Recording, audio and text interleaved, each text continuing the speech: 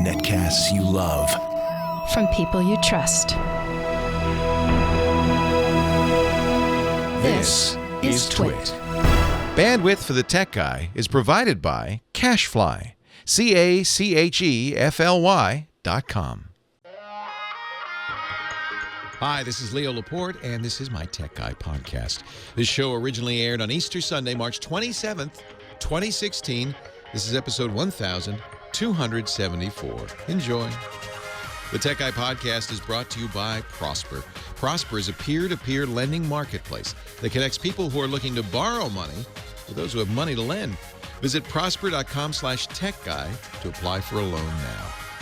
And by Atlassian.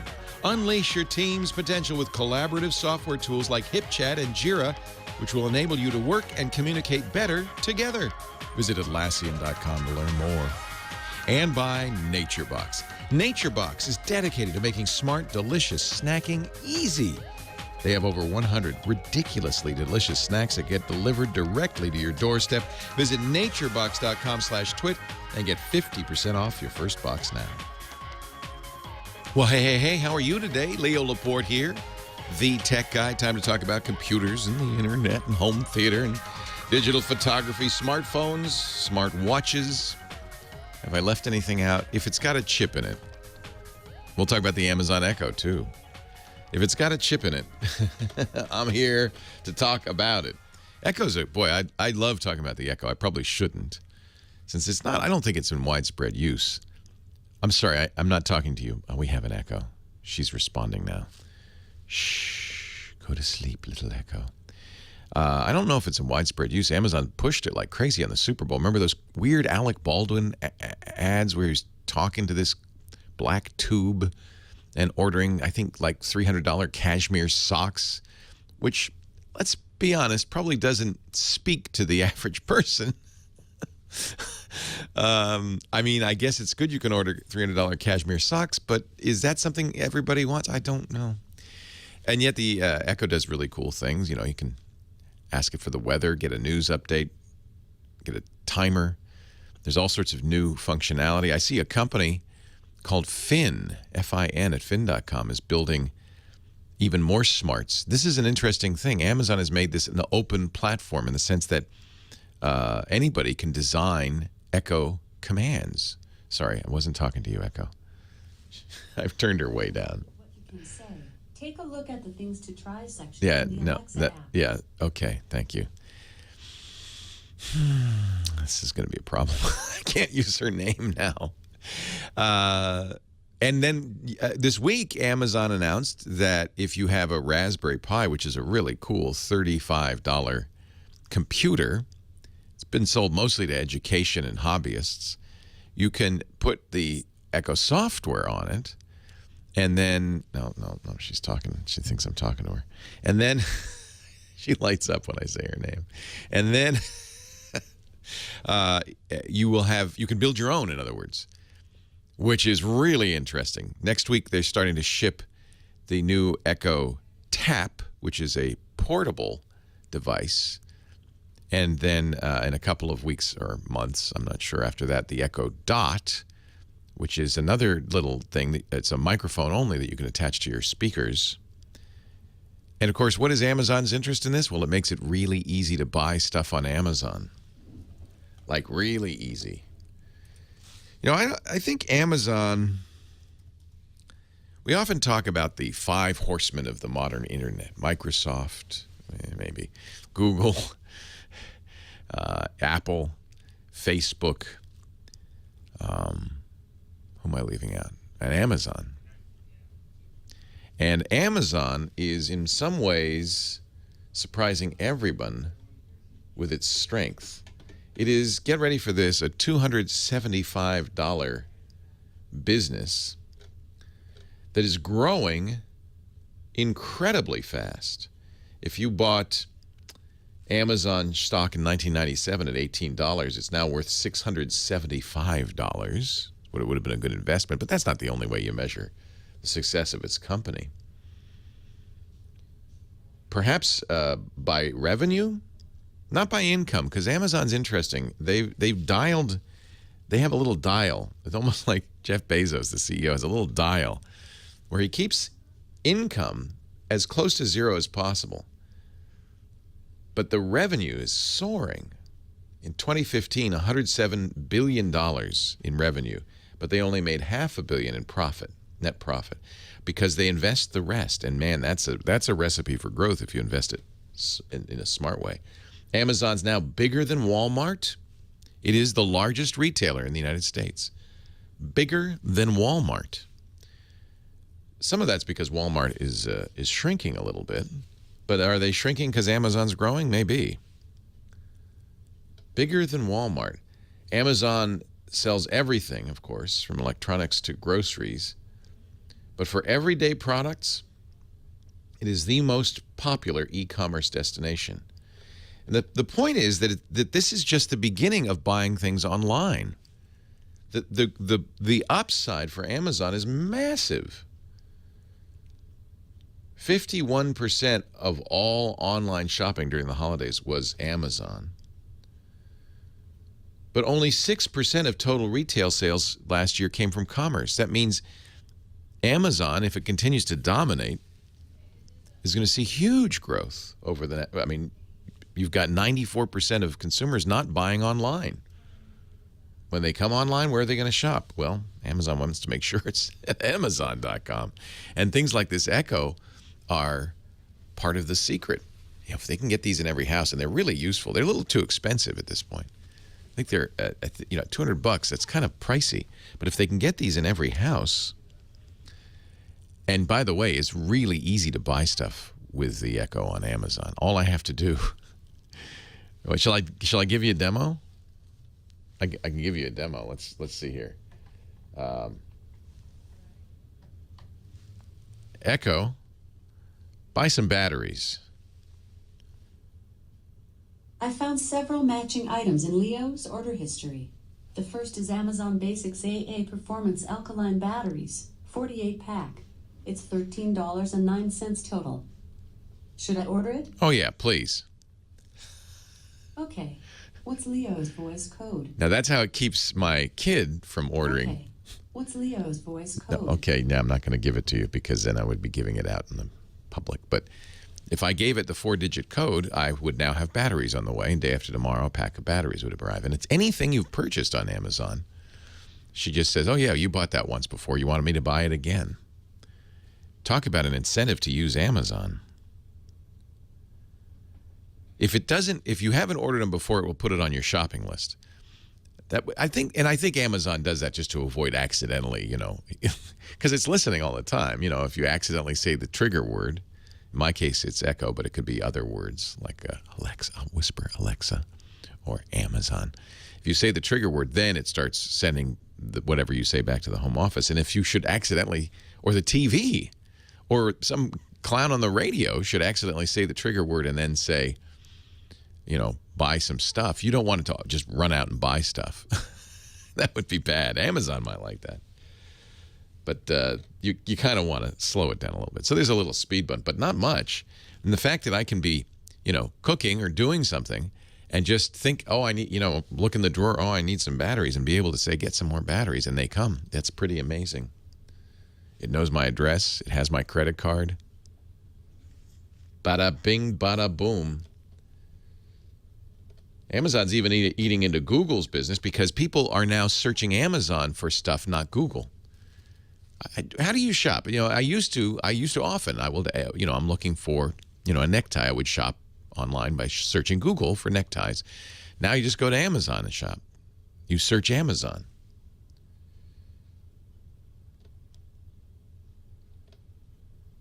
It's really interesting. And how smart are they with Amazon Prime? You pay them $100 a year for the privilege of shopping at Amazon. Yes, sure, you get free 2-day shipping, and you get movies and music, and you can use your Echo to do stuff. Do you still have to be I think you do still have to have a Prime membership to use the Echo. So this incents people to spend that $100. It's really interesting, and that's not the whole of it, because Amazon has other services you may not even know about. For instance, most of the apps you use, or the websites even, use Amazon's web services, use Amazon servers for their back end. So when you're looking at pictures on Tinder or Instagram, you're actually pulling those pictures from Amazon's servers. That's who Instagram and Tinder pay for the back end. That's huge business, too. They're the #1 business in that. It's really remarkable. I don't know how I got off on this. Just looking at this black cylinder kind of got me thinking. Let's talk high-tech. 8888 Ask Leo. Yes, computers, the internet, and the Echo. Your call's next. Leo Laporte, the tech guy, 8888 Ask Leo. That's the phone number. Kim Schaffer is here, suitably dressed. We both have our bunny ears on. Did you have a chocolate bunny a little earlier? Anything tasty? A treat? No. Trying to stay away from those sweets. Me too. I looked at them. Easter bunny came to our house. You know, I didn't know this, but he leaves footprints. Or Does she. he? It. I don't know. What gender is the Easter bunny? Asexual. Yeah. It's a bunny. It's a bunny. Anyway, he leaves footprints. I didn't get an Easter basket. Well, because you're too old, I'm sorry to say, for an Easter basket. But there was an Easter basket and it involved many chocolate items, and I was very good. I saw them on the shelves when I was trying to find these ears. But Yeah. I like your ears. You've got pink polka dot ears on. And you have blue sequined ears. Yes, and both of them match our outfits, which is very strange, uncanny. It was not planned. So you've been lining up calls, I see. I have. Who should I start with here? How about Rick in Long Beach and just more Windows 10 woes. More stuff. More Windows 10 woes. Of course. Continuous since July. No kidding. Thank you, Kim. All Hey, right. Rick, Leo Laporte, the tech guy. Hello. Hello, Rick. Hey, thank you, Leo, for taking my call. My pleasure. Thanks for calling in. What can I do for you? Yeah, I have an HP laptop, and you know how they offered you a free Windows 10, so I said, sure, why not? Why not? Yeah, What could it's possibly free. go wrong? So, I got a new printer, so I'm trying to load some software from an old software that I had, and it doesn't let me load it. It says an error like 1500.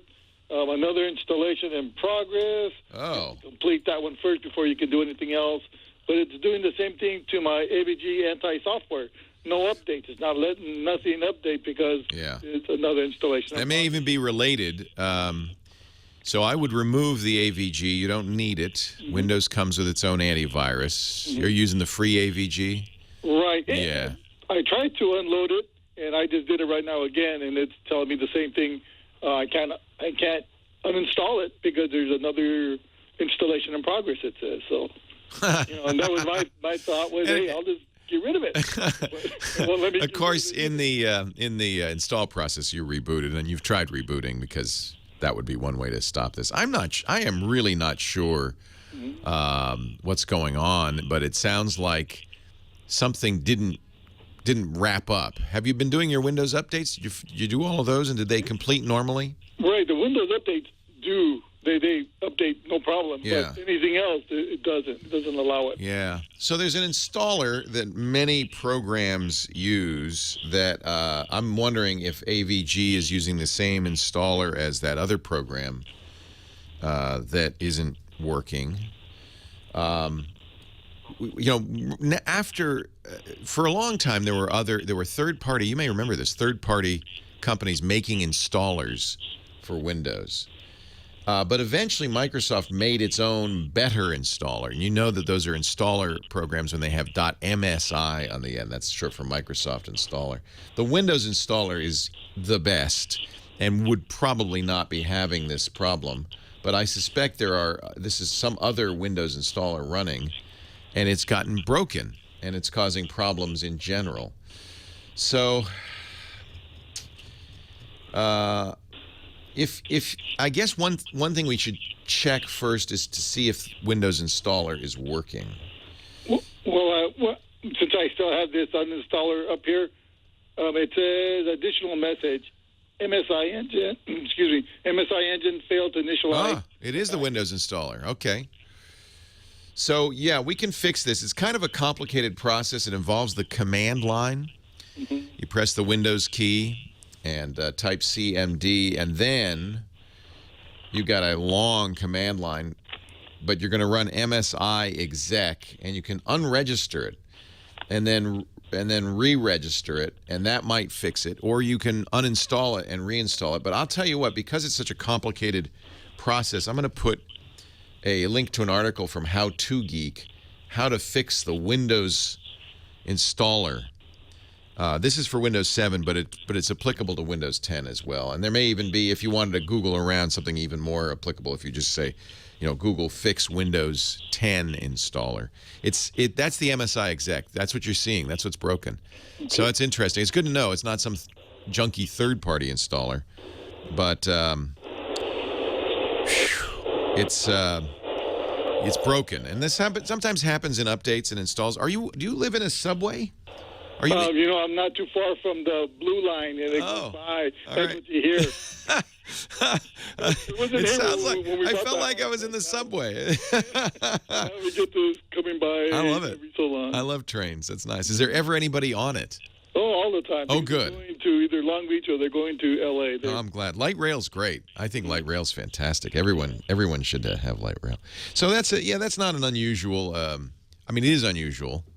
It's not supposed to happen. But unfortunately, it's not unusual for a program to get a little corrupted or damaged. In this case, it's this uninstaller. I don't recommend using third-party antiviruses on Windows 10. It comes with an antivirus. You could argue, well, it's not the best antivirus in the world. That may be true, but you already got one running on Windows. And my experience with antiviruses is, as we've talked about many times, they're not sufficient to protect you. Because nowadays, this has changed. This is more recent advice than maybe 10 years ago or 5 years ago. Viruses spread so fast that they usually spread faster than the antivirus can keep up. So the antivirus won't protect you, A. And B, it gives you a false sense of security. And C, and the most important, I think this is what you're experiencing, they can cause other problems. So I think I wouldn't be surprised at all if AVG is getting in the way. It's broken, and remember, one of the things an antivirus tries to do is keep you from installing bad software. Well, if it's broken, it can block other things. It can even block internet surfing. So I think this is probably a good idea to fix the installer first, then uninstall AVG. You could also Google AVG uninstall. That might even fix it by itself. It sounds like AVG is the problem, I'll be honest. And there's really no reason to have it nowadays. Mike, Lafayette, California. Leo Laporte, the tech guy. Hi, Mike. Hi, Leo. Thanks for taking the call. Thanks for calling. I was excited to get through. I was looking up this information and saw that you were on live, so I thought I'd call. Think of me as your human Google. Yeah, that's right. That's right. My wife bought me a DVD of the movie The Martian, which comes with one of these digital downloads. Yeah. And with the digital download, you have to choose, I guess, when you do it, either to do it with iTunes or Ultraviolet. Right. And then when I was looking at that, the problem is, and it's kind of perfect for Easter, we're an interfaith family. I have PCs, Macs, iPads, iPhones, a Vizio TV, and I'm looking at getting an Android phone. So I'm looking for something that I could do on as many of my devices as possible. Right. This is because the movie industry doesn't want you to make a rip of this. And so they've got a horrible system with copy protection, and it's not working well. We're going to have to take a break, but we'll talk when we come back. Leo Laporte, the tech guy.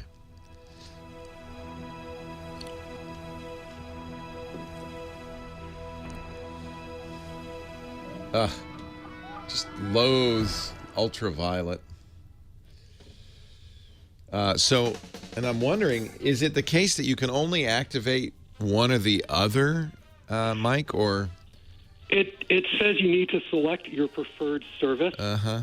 And the research I did indicates that you do get stuck with whatever you choose. Yeah, and of course iTunes won't work on Android. It would work on Windows because you can install iTunes on Windows. And it doesn't go to my TV because I don't have Apple TV. And this is why, ladies and gentlemen, Hollywood's screwed. And you just should download a ripper and do it yourself because you can make an uncopy protected version. You know, they want to preserve the copy protection. That's what ultraviolet is. iTunes also has its own copy protection. Right. So they want to keep you from making multiple copies of this, but that's precisely what you want to do, and legitimately. Right. So is it a Blu-ray or is it a regular DVD? It's a Blu-ray. Yeah. Blu-ray is a little trickier. DVD was cracked almost instantly by a high school kid. And so the movie industry said, and once cracked was never fixable. So basically it was a copy protection that never worked. And so the movie industry said never again. And they said on Blu-ray, we're going to do it right. But the problem is with any of these systems, you have to have a key so you can watch it. And the key's now in memory. And so now you can unprotect it. So we used to recommend a program from a company called Slysoft that has been since put out, just recently, like last month, put out of business by the movie industry, even though they were in Antigua, and they thought well beyond the long reach of the copyright police. What do we recommend? What do you recommend for Blu-ray ripping? I know you can still do it. Is Slysoft back? Last I checked, they weren't. Then I saw somebody say they were, and then I checked and they still weren't. So maybe they're not on. They're no longer at Slysoft.com. That's for sure. They're back as Red Fox. Oh man, talk about cat and mouse. Movie industry should just give it up.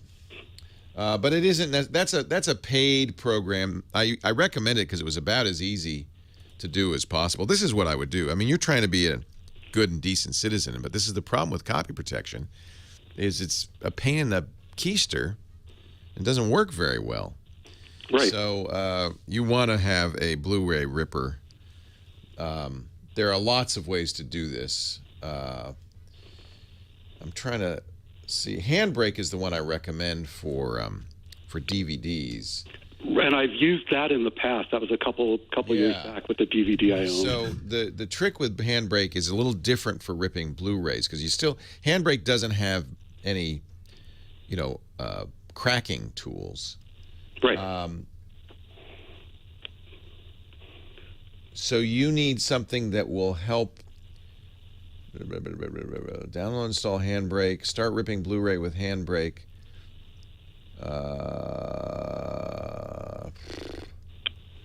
So the trick is, how do you decrypt it? Do you know, chat room, do you have a suggestion?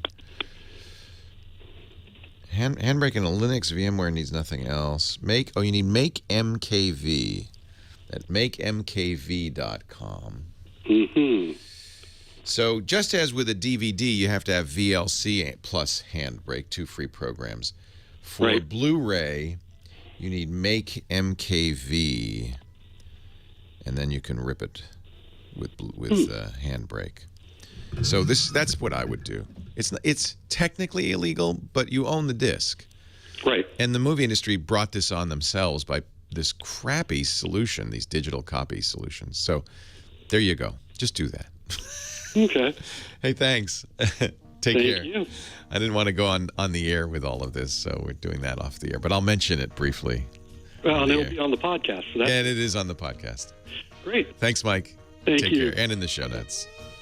Now, I think we probably have the recording of my standard anti-copy protection rant. We could just cue that up, play it back. I'll take a little break. No, So this is my call. This is it. This is the problem. Remember that when DVDs came out, there was copy protection on them. The DVD, the movie industry thought really good copy protection. Man, we really licked this. Now people will have to buy the discs to watch them. And of course, within, I think, less than a year, within a few months, some high school student, he's forever known as DVD John, cracked it. But unfortunately, by that time, enough DVD players and DVD movies had been sold that Hollywood could do nothing. And ever since, DVDs have been easily copied. Darn it. So then Hollywood said, well, we got this new format, Blu-ray. Let's learn from our lesson. Let's make something that can't be cracked. Of course, the problem is that the player, in order to play something back, has to have the magic key that unlocks the disc. Hollywood did say, well, we'll make that key revocable. so that if it is leaked out, which it has, of course, we can just change the key. And this is why, by the way, your Blu-ray player is supposed to be connected to the internet, and why every once in a while when you run a Blu-ray movie, it says, oh, I have to update. That's what it's getting. It's checking to see if the keys have been revoked and does it need a new key. To my knowledge, the keys have never been revoked because it would break any Blu-ray player that's not connected to the internet, which is, guess what? Most of them. You'd buy a disc, you'd put it in your Blu-ray player, and it would say, I can't play this disc. You have to connect me to the internet. And then people would go, what? Huh? It doesn't make any sense to have a copy protection scheme that requires an internet connection.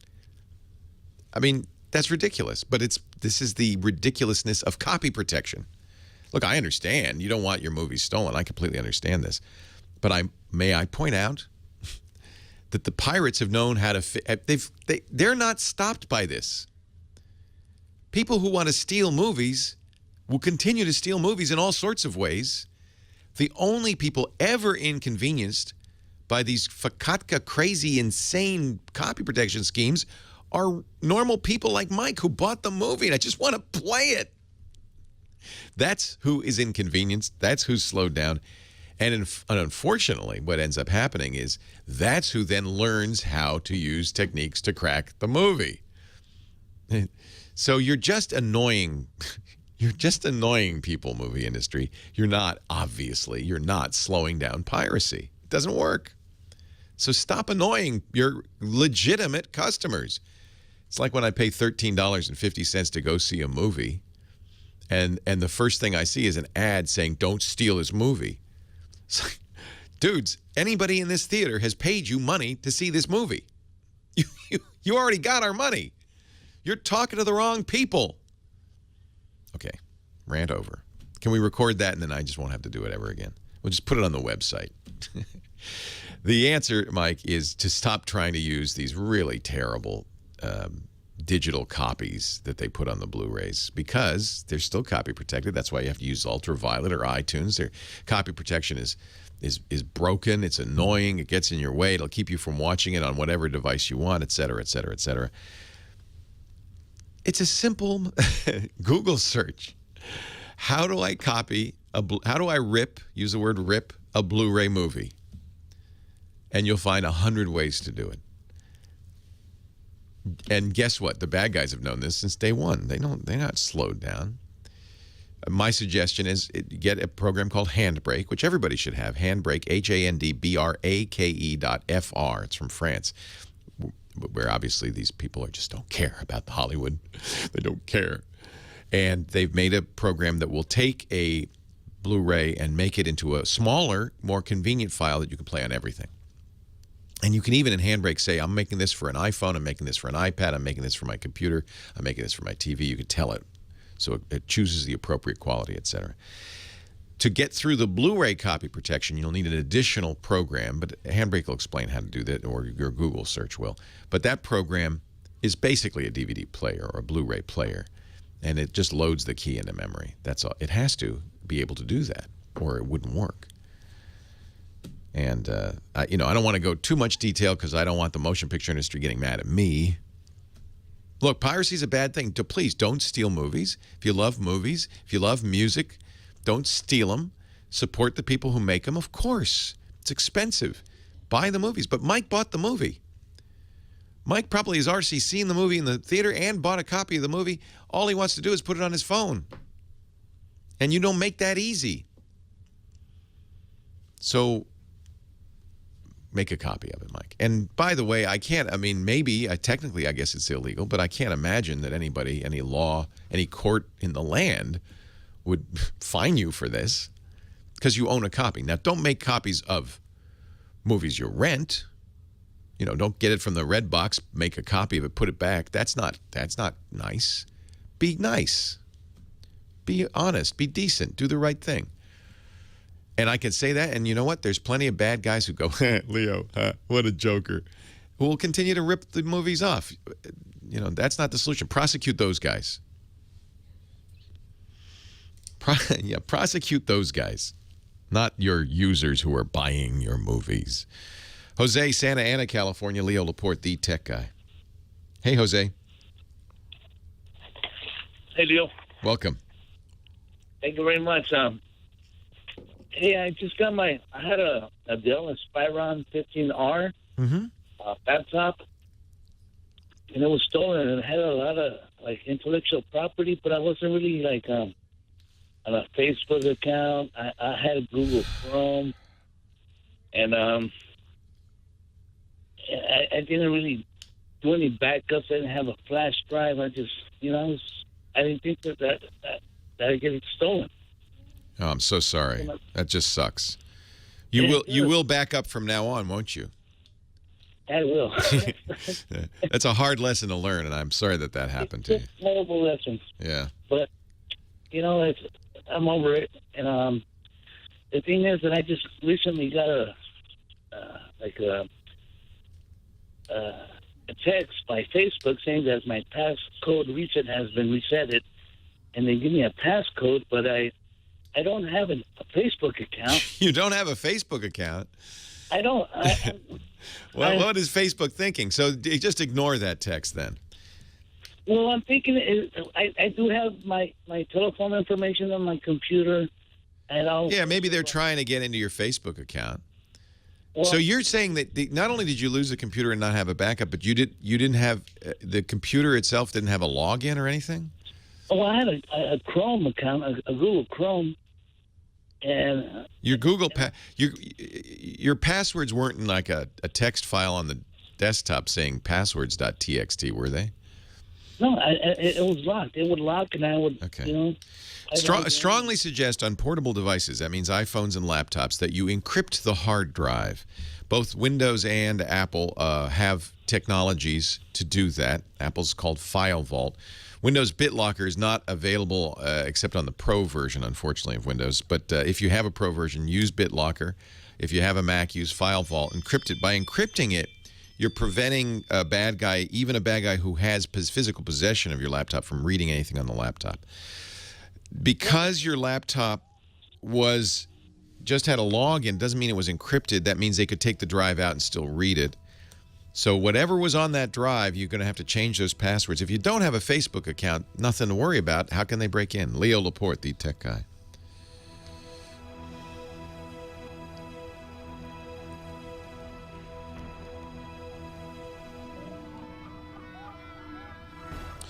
It's not that somebody is using your...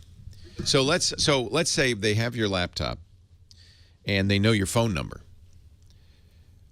If they're setting up a fake Facebook account in your name, they're not going to use your phone number because they don't want those password resets to go to your phone. They want it to go to their phone. So there's nothing to worry about when you get a message saying somebody's trying to log into your account or you've reset your password. Click this link to reset it. All that is and it's probably, believe it or not, a wrong number. Probably has nothing to do with your laptop being stolen. It's because if you don't have a Facebook account, probably somebody has set up a Facebook account with a wrong number. 2 cups. And now they forgot their password to boot. And so they said, send me a new password. And they're very disappointed because they didn't get one. You know why they didn't get one? Because they put your number in instead of theirs, 1 digit off or whatever.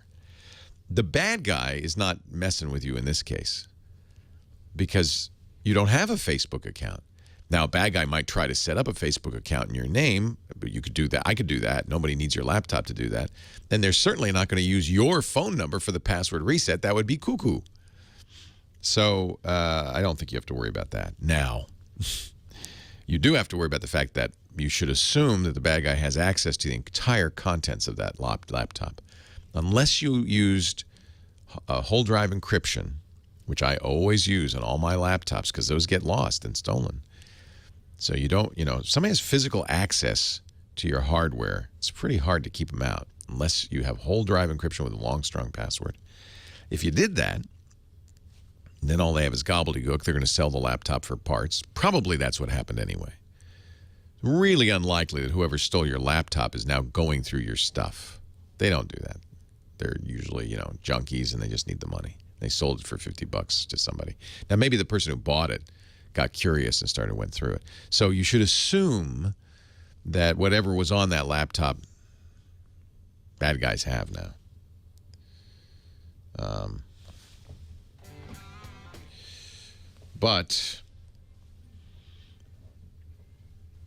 Well, I'll give you an example. Yeah, somebody's pointing out your browser stores your passwords in clear text. So if you can, somebody goes to Internet Explorer and says, "What are my passwords?" All your passwords will be there, in not encrypted, in clear text. That's true of most browsers, because the presumption is, hey, if you have access to the hardware, well, we can't keep it private anyway. So any passwords you had stored in the browser, you must change.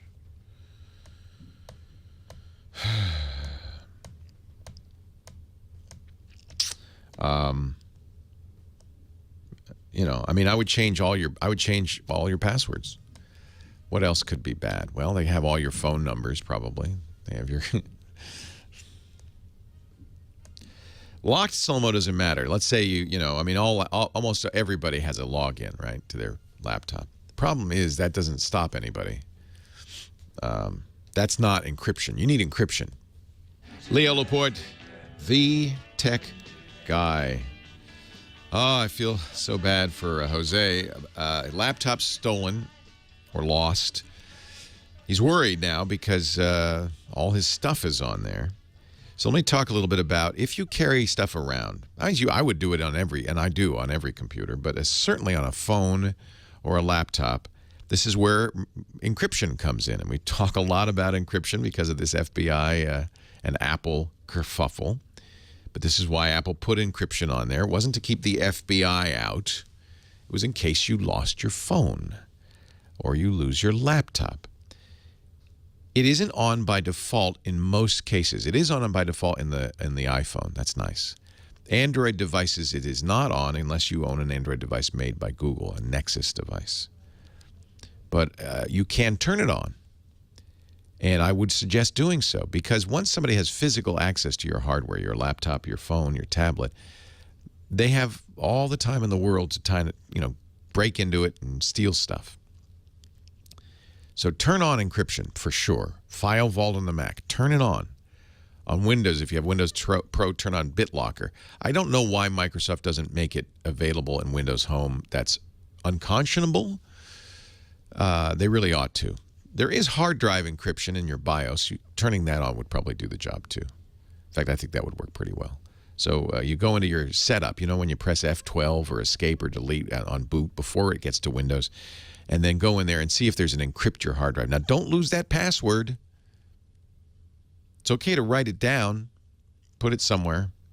Don't keep it with the laptop. Don't put it in your briefcase with your laptop, but, put it in your desk drawer. It's okay to do that. But you should do that. And I do. And because if you lose your stuff, people will just bang on it. Now, Jose didn't. Jose had his Windows login, but that's not enough. That's easy to get through. If somebody's really determined, the chances are 99 to 1 that whoever got his laptop has already sold it for $50 to pay for drugs. And then whoever bought it immediately wiped it, put Windows XP on it. So you're probably fine. However, if you're in his position and you did lose your laptop and you're worried, remember your browser in most cases will expose all your passwords. The most important password to change, and you should change it right now, is your email password.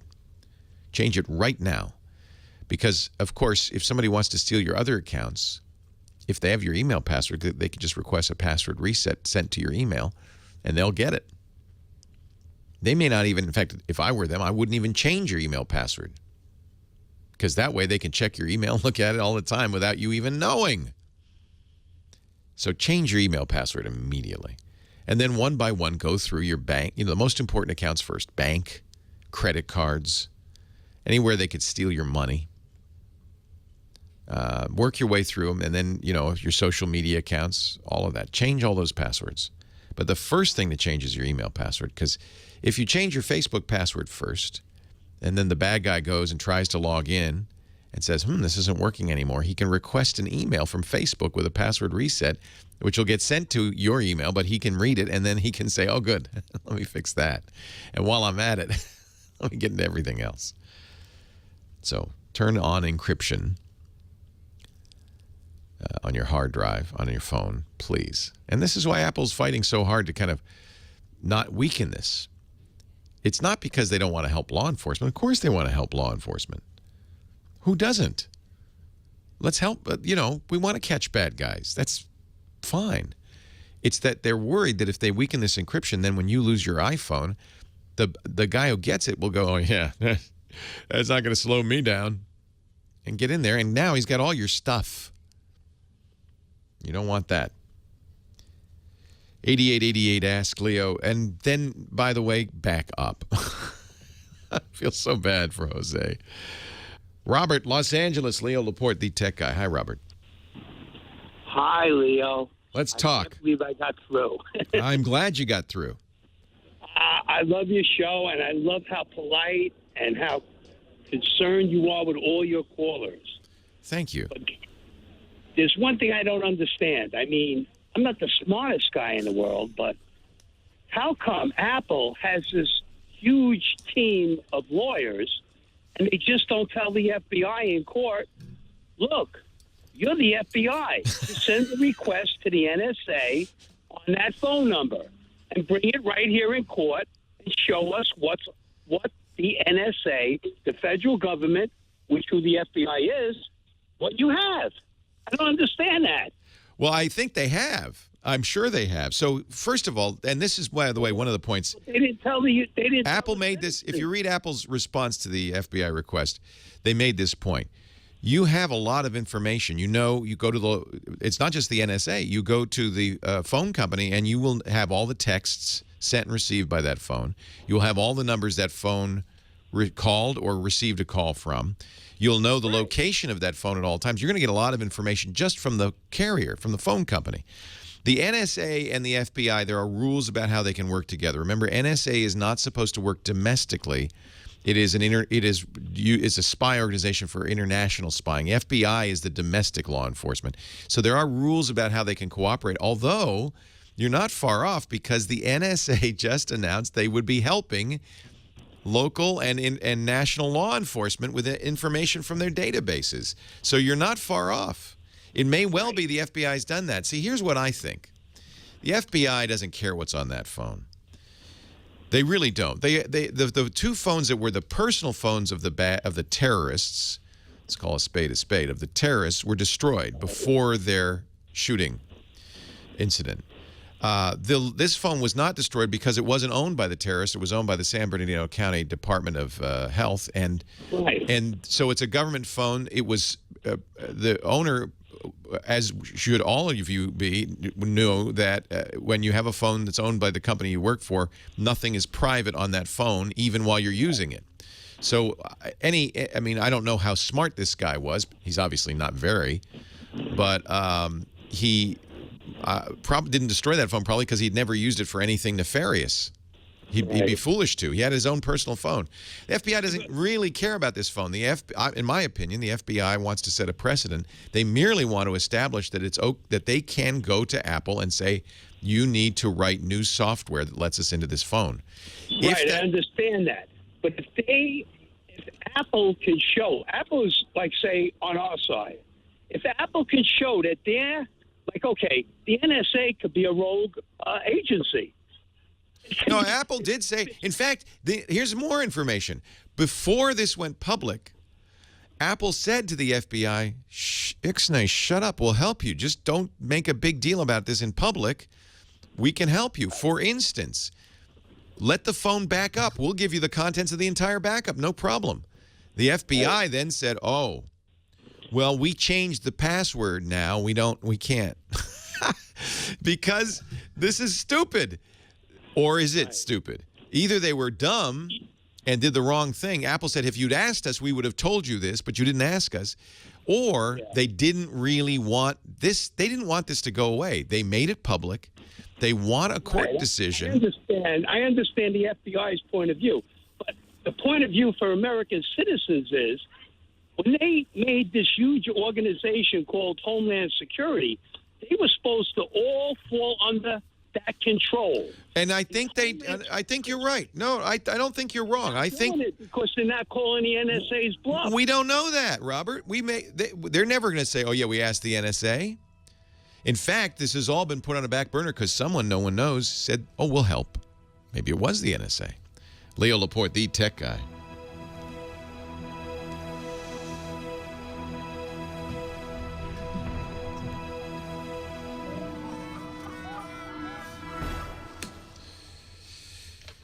Let me talk a little bit about our sponsor for the podcast today, the great folks at Prosper.com. I am a Prosper fan. I love this idea. If you need to borrow money, up to $35,000, get it in your bank account in as little as 5 days, what are your choices? Well, a bank loan's not going to be that fast. Not to mention that you have to go hat in hand to the bank and fill out a lot of forms. It's just a pain in the butt. Credit cards, a lot of people do that. They run their credit cards up with cash advances. That is such a bad idea. If you've ever done this, you know the interest rates are so high on credit cards, it's impossible, almost impossible to dig yourself out. I had as a young man, about $30,000 in credit card debt, and it took me years, 5 or 6 years, of not using that credit card to pay it off, just because of the interest. But they didn't have Prosper when I was a young man. See, you can now see this is so cool. It's what it is a lending marketplace. It's a peer-to-peer marketplace. So it brings people who need money, who want to borrow money, together with people who have money to lend. Investors, by the way, Prosper. I know a lot of people who invest at Prosper. It's a great investment opportunity because they vet the borrowers. The borrowers are great people that pay it back, and you make good interest, better interest you get in a bank. But still much, much, much, much lower interest than you'd ever pay a credit card, because it's a fixed rate loan, and it's a low interest rate. In fact, you can find out right now if you want to borrow up to $35,000 to pay off those credit cards, or to build go on a vacation or build an addition to the kitchen or whatever. Go to prosper.com/techguy right now. This won't affect your credit. This is nice. But you can fill out a very quick and easy form and find out exactly what your rate would be, how much you could borrow, and what your rate would be. And so there's no mystery at all. And you don't have to put on pants. You can do this in your browser. And you don't have to charge up your credit cards. In fact, this would be a great way. I wish they'd had this. I wouldn't have taken 5 years to pay off my credit cards. Prosper.com. It's kind of like the internet's answer to the big bank loan, like Uber or Airbnb. It's just changing how people borrow. Prosper.com/techguy. for up to $35,000 in your account as few as 5 days. Prosper.com/techguy. Well, hey, how are you today? Leo Laporte here, the tech guy. Time to talk computers, the internet, home theater, smartphones, smartwatches, digital photography, and more. 8888 Ask Leo. We'll be talking with our returned explorer, Chris Marquardt, our photo guy, in half an hour. He is back from his visit to Siberia, Lake Baikal, and we'll talk a little bit about taking pictures there. Really amazing. 8888 Ask Leo. That's about half an hour from right now. But let's get back to the phones. And Rick in North Carolina is next. Hi, Rick. How you doing, Leo? Well, welcome to the show. What can I do for you? Well, I have two questions. The first one may be easy, and the second one maybe not. Okay. But first question is, why is it when I go to the Play Store, everybody wants to know my contacts, my photos, my Wi-Fi information, et cetera, et cetera. I mean, sharks versus plants does not need all that, but are they all becoming just a big information gathering network? Yes and no. Yes and no. So they both Apple and Android now, and they have forever, require developers to ask you for permission to access stuff. And they chunk them up. So they don't want to ask you 100 questions. So it's chunked up, like access to text message reading, writing, sending, etc. Access to the phone, which would include this, this, and this. They're bigger chunks. Otherwise, they'd be asking you question after question after question. Android's recently changed to do what Apple has always done, which is ask you at the time that it needs it instead of up front. Used to be you'd install an app in the Play Store as part of the installation and give you this list of stuff, and then you'd either accept it or not.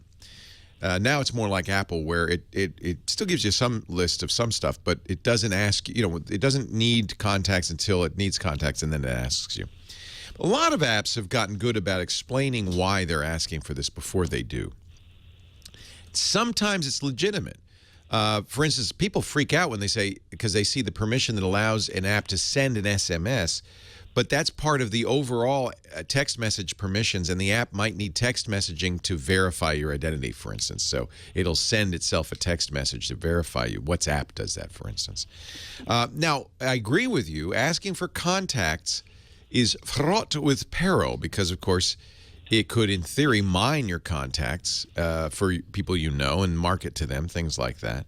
And you don't really know what it's going to do with them unless the app says ahead of time. Now, Plants vs. Zombies maybe has a feature in it, I don't know, that says, would you like to see what of your friends are playing Plants vs. Zombies and invite them to play with you? Games sometimes do that. For that, they would need access to your contacts. WhatsApp will allow you, for instance, to find friends who are using WhatsApp. Well, for that, they need access to your contacts. There was a bit of a scandal.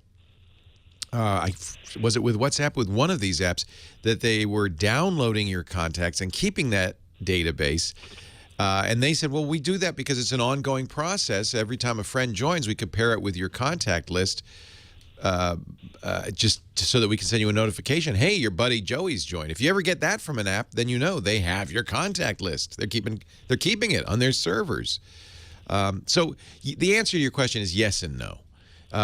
It may be a legitimate request, and often these requests seem broader than they need to be because the app, and the best thing for an app to do is to say, hey, what we're going to need is this, but in order to get this, we have to ask for permission to access all of your contacts. That would be nice. Some apps are starting to do that. So it really comes down to, I got to be honest, it comes down to whether you trust the company that made the app or not, period, no matter what. Okay, and my second question. Yes. Windows 7 versus Windows 10s. What is the big difference other than Windows Media Player? And if there's nothing else, why not upgrade? And I'll listen off the air. Okay. And thank you. Thank you for your call. I appreciate it. So, very important. A lot of people make this mistake. Windows Media Player is included in both 7 and 10. What Microsoft stopped doing is Windows Media Center, because they said nobody used it. And what it was that lean-back experience so you could watch TV on Windows. So if you ever launched Windows Media Center, the whole screen would change to big letters. It was designed for viewing television, movies, listening to music. And they say nobody ever did it. And most of the people who launched it and then quit it immediately because that's not what I want. Probably they were looking for Windows Media Player. Microsoft's fault. I understand the confusion. It's not your fault. Microsoft's fault. But that is one big difference. Windows 10 not only doesn't have Windows Media Center, they erase it if you have it. If you're upgrading from 7 and you have Windows Media Center, they'll delete it. They say, we haven't updated this since 2009 in 7 years. We're not going to support it. You shouldn't have it. There are plenty of other ways to do this. I disagree with that, but hey, it's their operating system. More importantly, and the biggest difference between Windows 7 and 8 and 10 is under the hood that you won't see. For instance, Windows 7 has a very broken, as does all previous versions, a very broken file copy system, which was fixed in Windows 8. But you might not even notice that. It's just a more robust file copy system. Security is very different between 7 and 10, and much better, I would say, in 10. Some would point out, if you're worried about privacy, and I think you are because of your previous question, Windows 10, by default, gathers a lot of information about you. Part of that's so that Cortana, its virtual assistant, will work better. You can turn those off. But the default is that it's sending information back to Microsoft about your use of Windows, about things you're interested in, all sorts of stuff all the time. Some people would say Windows 10 is a privacy disaster. I disagree, but I want you to have the complete story.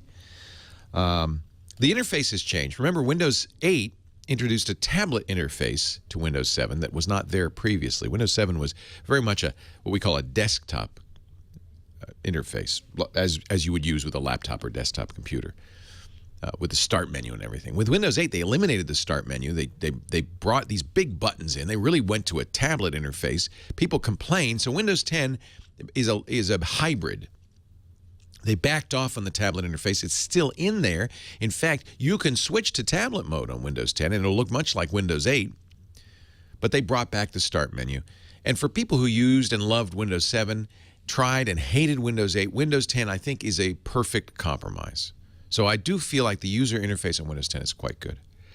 If you're a gamer, Windows 10 has a big improvement. It's got a new version of DirectX. It will give you much better game performance.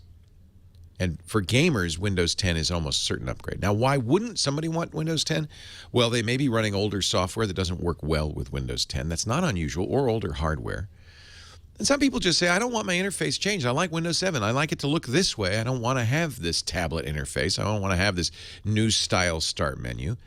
And why upgrade if I'm happy? And for them, I think they have the right to say, I don't want to upgrade. I kind of think Microsoft is making a big mistake by pushing people into this upgrade, in some cases forcing people into this upgrade. But for people who are madly in love with 7, I think Windows 10 is a very good upgrade, and I do recommend it. There are compatibility issues. There are a few reliability issues. Those are being fixed very rapidly. And this is the future going forward. This is the Windows version that Microsoft is going to support. So, you know, willy-nilly, we're going to have to come along for the ride at some point. Unless you have a strong reason not to upgrade, I would upgrade to Windows 10. I like Windows 10.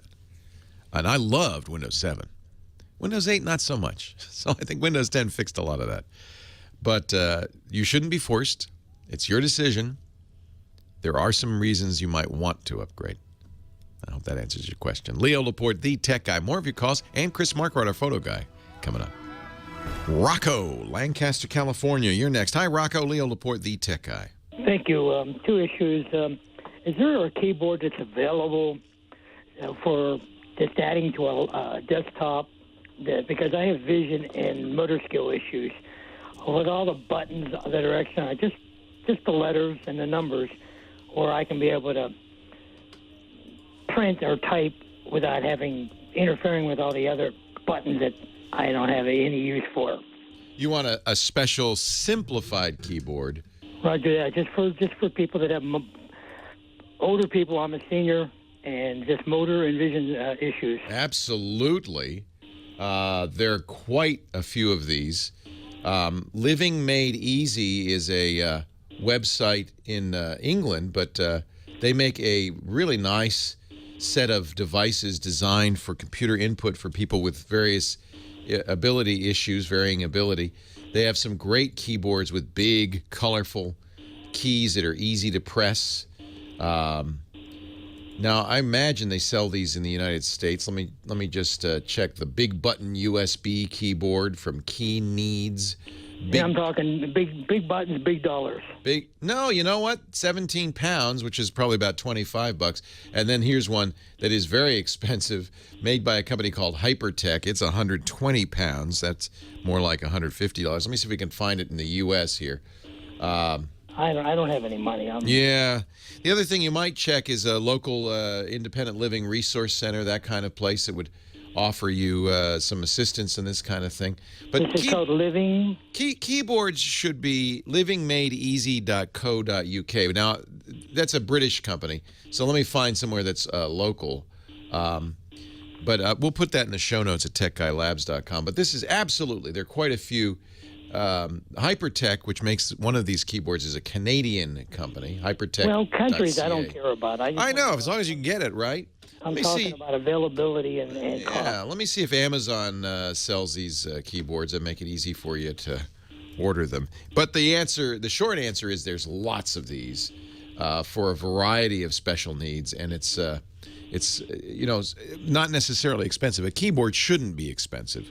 They should be very simple. You might try going to a Fry's or a Walmart and seeing if they have large key keyboards. I'm told that they do. Just big keys, easy. A lot of them. A lot of companies make them. The Hypertech 119 is probably more than you need to buy, but I see one for 17 pounds. That's like $25. So I tell you what, we will cast around. We'll find a few and we'll put them in the show notes. I don't mention the show notes enough. I ought to. TechGuyLabs.com, and that's free. There's no sign up. It's just a wide open website, and we put all the questions and answers there as I do the show, and then we update them after the show with more detail, plus the audio and the video of the show. And it's all divided up by day, by hour, and by call, so you can drill right down to the call. And your comments are also valuable. So if you have experiences with large key keyboards or specially designed keyboards to make it easier to type, please add those to the comments. There's no charge to do that, no charge to view it. TechGuyLabs.com. TechGuyLabs.com. Steve in Traduco Canyon, California. Hi, Steve. Leo Laporte, the Tech Guy. Well, it's time for questions today. That's what I'm here for. I love it. I've got two for you. And being a rather unusual fellow for my area, I'm into ham radio. And one of the things I do is decode signals that a computer listens to from the atmosphere to find out who else is on the air. Oh, how cool. This happens 24 hours a day, 7 days a week. I rarely ever have to touch it. It works fine. But in upgrading the computers in my shack, or actually it's a small closet, I'm trying to get to less and less power consumption. Right. And one of the things I've been using is one of the little $100 Atom 2735 tablets. It's running Windows 10 now, believe it or not. And it just happily runs, all day long, all night long. What is the software? Is it special software that you're using, or is it something you coded? Or no, this is WSJT-X. Okay. And it decodes a couple different modes that people communicate. It takes 48 seconds to send 13 characters. But you can do this with extremely low power and bounce your signal all around the world. Neat. I have no available antennas to me, living in an HOA condo, so I snuck a piece of wire. It lays on my roof. What a great idea. So you send as well as receive on this? Definitely. Wow, how cool is that? With a 40-foot piece of wire laying on my roof, I've contacted all 50 states and several countries throughout Europe and Asia as well. So there are a lot of other amateur radio enthusiasts using WSJT. Thousands and thousands of them. In fact, if you go to pskreporter.info, you can type anybody's call sign in and get a map of who has heard them, throughout the last time period, and on which bands they were transmitting, et cetera, et cetera. But my question to you is, what are your thoughts on these new, well, not really new, but they're hybrid tablet PCs, where the displays are a little large, like 9 or 10 inches. It's the guts of a tablet, and usually a wood-shaped box. Yes. And it has more USB ports, Intel created this category. They call them convertibles or two-in-ones. Actually, Microsoft makes one. I'm holding it right now, called the Surface Book. You detach the screen from it, and it's now a tablet. I think for that's a Surface Book. Yeah. I'm speaking of things that do not have, i5 CPUs that gobble energy. Yeah, you want something lower. Yeah. You might even look at, if you've got a HDMI-capable television in your shack, you might even look at these Intel Compute Sticks. They look like USB keys with an HDMI port. They're not very powerful, 1 gig of RAM, Atom processors, as you mentioned. They're made by Intel. $88 for one running Linux. For Windows 10, it's a little bit more, like $110. And so it's very low power. It can be powered, in some cases, by the USB port on the television. Well, in this case, I've got to have things like a RS-232 serial port, some other little goodies. So that's a little weird. I don't know. Does anybody make computers? I guess you could use USB to RS-232. Yeah, I have a couple of STTI dongles. Well, as long as you get, all of these, even the PC computer stick has a USB port on it, believe it or not. Well, here's something I bought recently that I would recommend also. It's called the Kangaroo PC. And it's made by InFocus, the same people who make the projectors. It's $99, runs Windows 10. It's battery-powered, tiny little thing. Yes, these are all good. There are lots of good choices out there. Leo Laporte, the tech guy.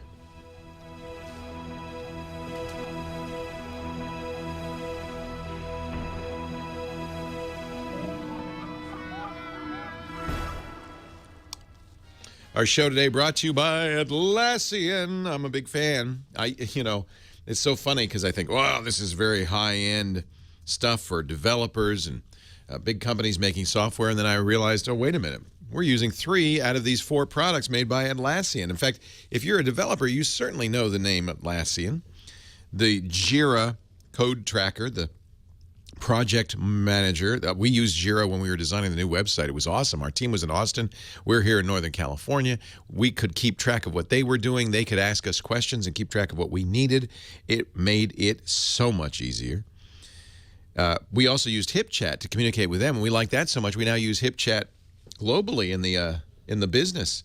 In fact, somebody just sent me an invite to a new HipChat channel that we're going to use for monitoring the new studio build. We use it for engineering, for ops, for show hosts.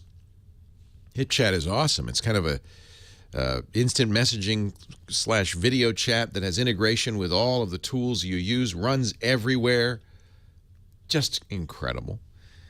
Then I asked Russell, he said, oh, yeah, we use Atlassian's Confluence to manage trouble tickets and things we're working on.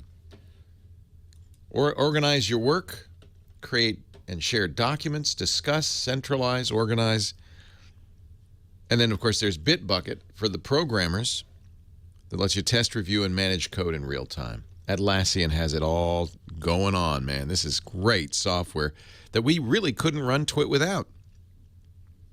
If you're working on a team and you want to give your team everything you need to organize, discuss, and complete shared work, you need Atlassian. Check it out. Atlassian, Atlassian.com. Unleash the potential in your team and build what's next with Atlassian. Leo Laporte, the tech guy. Chris Marquardt's back from his jaunts all around the world. He's our photo guy, digital photographer, host of the Tips from the Top Floor podcast, leads workshops at discoverthetopfloor.com, and you led a great one. First of all, you had a vacation in Tuscany for a week, right? Well, yeah, I went there just because I don't do enough vacations. Did you take any pictures in Italy? Well, the problem was the entire long weekend was just one big storm with lots of rain. A few pictures came out, but we had amazing food. We had great wine. Yeah, Tuscany. There's nothing wrong with Tuscany, my friend. Nothing wrong at all. Nothing wrong. And then from Tuscany on to Siberia. Yes. Was that a workshop? That was a tour, a photo tour, a workshop with, I think we were 9 people in total. Oh, how fun. And yeah, we went to Lake Baikal, the world's largest, biggest, deepest, and clearest freshwater source, pretty much. It holds about 20% of the world's freshwater. What? 20%? Yep, and at its deepest point, it's about 1 mile deep. And it is clear. I'm looking at your images of the ice. The ice is totally, it's like an ice cube in your refrigerator. It's incredible. It's like glass. It's amazing. I mean, the ice is different at different places, and depending on the temperature, it kind of changes over time. But the temperature differences there are so massive that you have. Let me get this correct. In summer, about up to 104 degrees Fahrenheit, and in winter down to minus 40 degrees Fahrenheit. So it's really the worst of both worlds. Okay, good. No, it's amazing. I mean, in summer it has nice beaches and it's beautiful to swim in. In winter, it's a guarantee that this lake freezes over. It's huge. I mean, it's about 50 miles wide. It's about 430 miles long. Man. So it spans quite a long range, and we spent about 2 weeks, a few days in Moscow first, and then the rest of that in and on, around and not in, around and on Lake Baikal, which was just a wonderful experience, a beautiful experience. The photography was of course amazing. I mean, I love these images you took. I could spend weeks there and probably not get bored because it's so diverse. The people are great, the culture is great, the food was great, the accommodations were great. It was kind of an all-round fun thing to do. And we had drivers, we had 3 vehicles, and we drove all across the lake and visited towns around it. And gorgeous. Good so is it part of Russia? It is Russia. Yes, Siberia is part of Russia, and Siberia is big. I mean, it's on the east side of the Ural Mountains, so it's in Asia. Russia has this European part and this Asian part. Moscow is on the European side, and Siberia is on the Asian side. So there's a Mongolian influence there. It's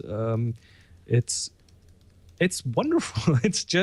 It's just very different. It's from the expectations that you might bring. Wow. And it's funny because our assignment is water. Chris has asked us to all submit pictures of or illustrating the word or concept water to our Flickr group. And I wasn't thinking about this, but you have a lot of pictures of water. It's frozen. But that's water. True, very true. Yeah. So, we'll review those pictures next week. So, very nice, very nice. But it was interesting. From a photography point of view. Let's talk. I mean, I'm here to talk photography, so let's talk photography. A few things that I did not expect was that it wasn't as cold as I expected it to be. We were about 14 Fahrenheit at the coldest. So March is already starting to get a bit warmer, and I think the season where you can be on the ice depends when it ends, but it's sometime in April it will probably end.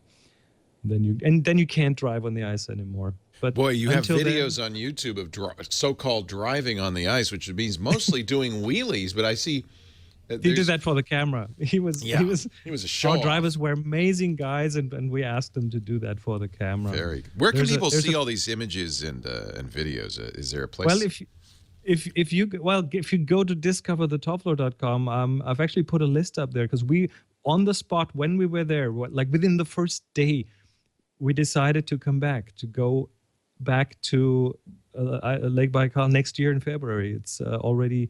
We've already signed up with the operator. I want to do it. Back. It's end of February, and we're at this point taking people on the list. We're finalizing the details, but it's definitely going to happen, and it's going to sell out. I mean, you only take 9 people. Yeah.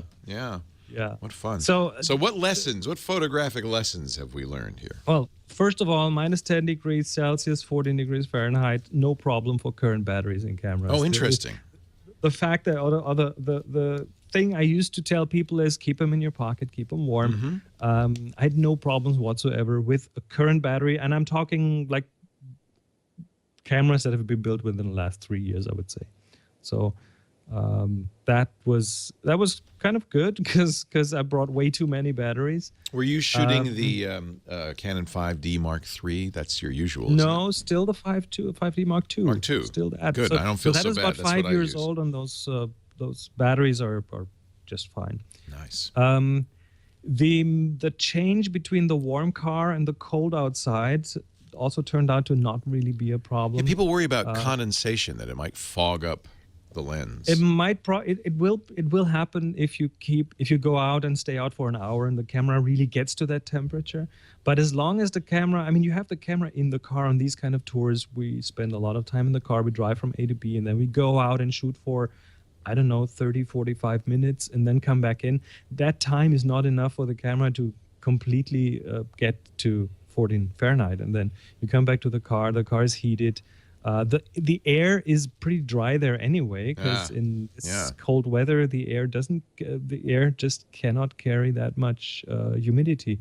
So it turned out to just not be a problem. It didn't happen. Nothing fogged up. So that was good. And did you shoot with your camera phone at all? I did shoot with a camera phone. Actually, the videos that you see on YouTube are shot with with an iPhone. Wow.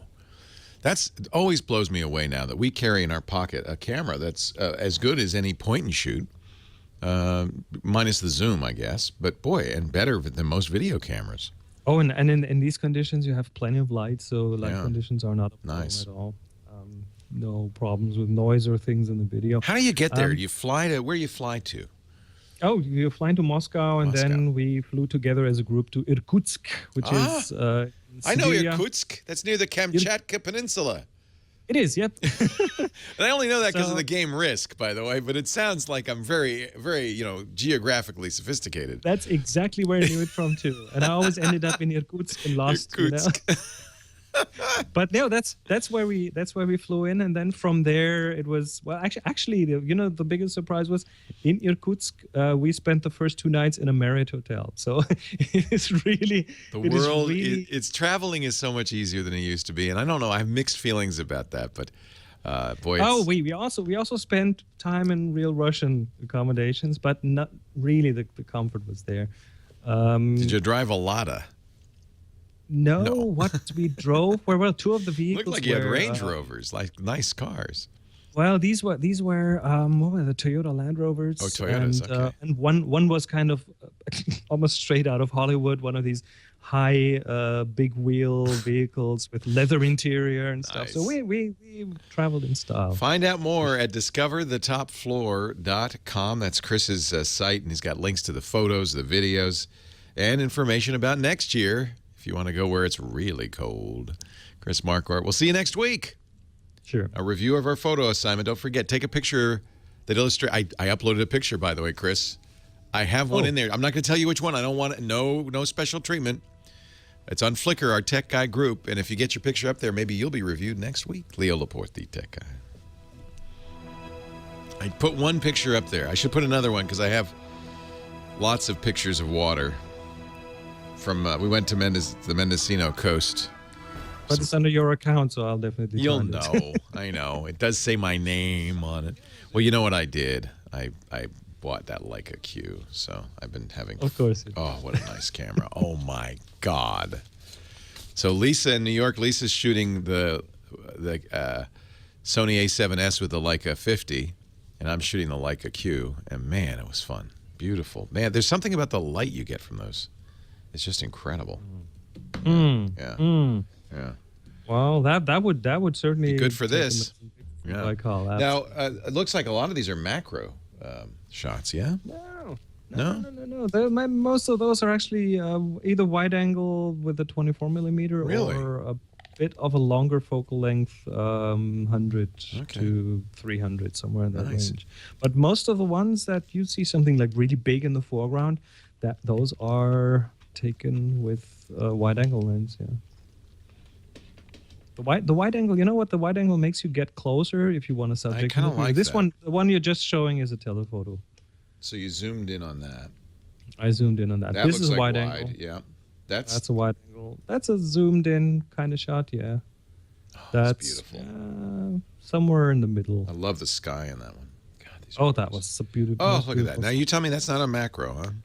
Man, that's a regular telephoto shot, probably 200 millimeters. I guess I can't tell the scale, so I mean that for all I know, that's a 20-foot piece of ice. I don't know. It was probably more like 3 feet. Oh, you know the thing that happens is the ice expands. The surface is so big, the ice keeps moving, and then it expands, and it's kind of tectonic plates crashing into each other, and then it folds up these pieces of ice, and you have these shards, these glass shards, like it's beautiful, amazing amounts of them. And sometimes you have these crevices that open up, and then water rises up in them, and they freeze over. So you have these lines going through the ice. Wow. It's just complete. It's just a complete. It blows your mind. It really does. I mean, I have never seen any. I've done a lot with ice, you know that, but I've never seen anything as amazing as glacial ice. Always looks so amazing. It's such an interesting color, you know. And the lake is so clear. In summer, if you drop a coin in it, you can watch it sink for about a minute. So it's super clear, the water. The ice is like glass. If you see a diver under the ice, then they do that. They dive, they dig holes in the ice. They will actually, you can actually like kind of wave Watch at them. Oh man! And it's like 6 feet of ice that you're looking through, and you watch them, and you wave at them, and you point them in the direction of the next breathing hole. It's gorgeous. Gorgeous. Yeah. Well, welcome back. We missed you. I missed you too. But next week we'll talk water. Water. We will. Thank you. Okay. Thanks, Chris. Take care. Take care. Leo Laporte, the tech guy. 8888 Ask Leo. That's the phone number. Let's get back to the phones. Gil is in Los Angeles. Hello, Gil. Hello there. How are you? Thank you for taking my call. My pleasure. Thank you for calling. Well, I've been listening to you way back. What was that cable station? I think before it became True TV or something. It was ZD TV and then Tech TV. Yeah, right. Yeah, and then now they're Nothing TV. Learned a lot, and you've been entertaining too. Thank you. Thank you. I have a problem. In June of 2013, I signed up with Carbonite. And I was signed up till this past March 15th. Back in October of last year, my computer crashed. Oh. I called them up, and they said, well, you get it repaired, come back on, and you'll be back in business. Well, I did. I came back on, and they could not find anything. They backed up since June 2013. Oh, I'm so sorry. How does that work? Well, or not work, as the case may be. I don't know. Because I called them, and they said they'd search, and they would call me back, which they haven't done. And then when I called them, they said, we're still searching, but it doesn't look like we can find it. You know, I mean, they're unfortunately at the mercy of whatever's going on, and that if something doesn't get backed up or the Carbonite software stops running, it's not going to have a backup. So it is a good idea with any backup. One of the reasons I like Carbonite is it's a good idea to check and see every once in a while, is it there? And that's one of the reasons I like Carbonite is you can do that. They have apps and you can log on with your any I account. did that. I did check. Well, if they had, In fact, when I went down, I called them, and then when I came up again, it was January something, and they said, "Yeah, you're okay, everything's all right." But then when I checked, and then I signed up. Well, they can say, see, that's not, and then maybe they didn't give you the best advice. They don't know if everything's there. They don't know what you're backing up. You have to check and see if what you think you're backing up is getting backed up. They can't tell you because they don't know what you're backing up. Yeah, but if the contract ran till March. Yeah, but that's not the issue. It's if the software is not working on your computer, then it's not backing up. And so and it sounds like that. You don't have any you were missing a long period of time, right? They don't know. They can't tell if what you think is being backed up because they don't know what you expect. You have to check. I'm sorry that happened. I'll tell you what, though. Hang on the line. I'm going to get your email address. I happen to know some people over there, and we'll get you escalated to the very highest level, and see if we can get you some help. There may not be anything they can do. If it's not backed up, obviously they can't magically get it. And so it's really important when you have a backup solution, every once in a while, verify it. I don't care what your backup solution is. And it's one of the reasons I don't recommend things like the Microsoft backup program that comes with Windows, because those make a blob. They back up, instead of backing up individual files, they back it all up into a single giant blob that's hard to check. Most of the time there's some sort of verifier that you can run on it and see if it's all there. But this is always a problem with backups. You have to every once in a while just look and see. So I generally recommend backup systems that essentially duplicate folders. And that's an easy one to verify. You can look, is the folder there? And then you look at the contents, are the files there? And then open one or two of them, make sure they're complete, or look at the file sizes and dates. It's easy to verify, and probably a good idea no matter what backup your solution you're using every month or so. Just make sure. What almost certainly happened is, for some reason, Carbonite didn't continue. You uninstalled it, it broke. You installed something that interfered with it. Your internet connection changed. For whatever reason, it wasn't backing up. And if it wasn't backing up, they don't have a copy of it. But I am going to escalate you. We'll see what we can do, because if they do have a copy of it, I'm sure that they would be glad to get it for you. The good news is about Carbonite, and any good cloud backup will do this. They back up your backup, and they keep versions over time. So, and it's on different network centers and different locations. Any good system is going to do that. So they're backing up too, right? So they may have to go into another backup and say, oh, well, let's see. Maybe is it in the Seattle data center? Maybe it is. So there's hope. I wouldn't give up, Gil. But I'm going to put him on hold. Let me see if I can remember how to do this. I push that button. Now he's on hold, and if you'll just get his email address, we'll make sure we get it to Carbonite. Margaret Burbank, Leo Laporte, the tech guy. Hi, Margaret. Oh, hi, Leo. How are you? I am well. How are you?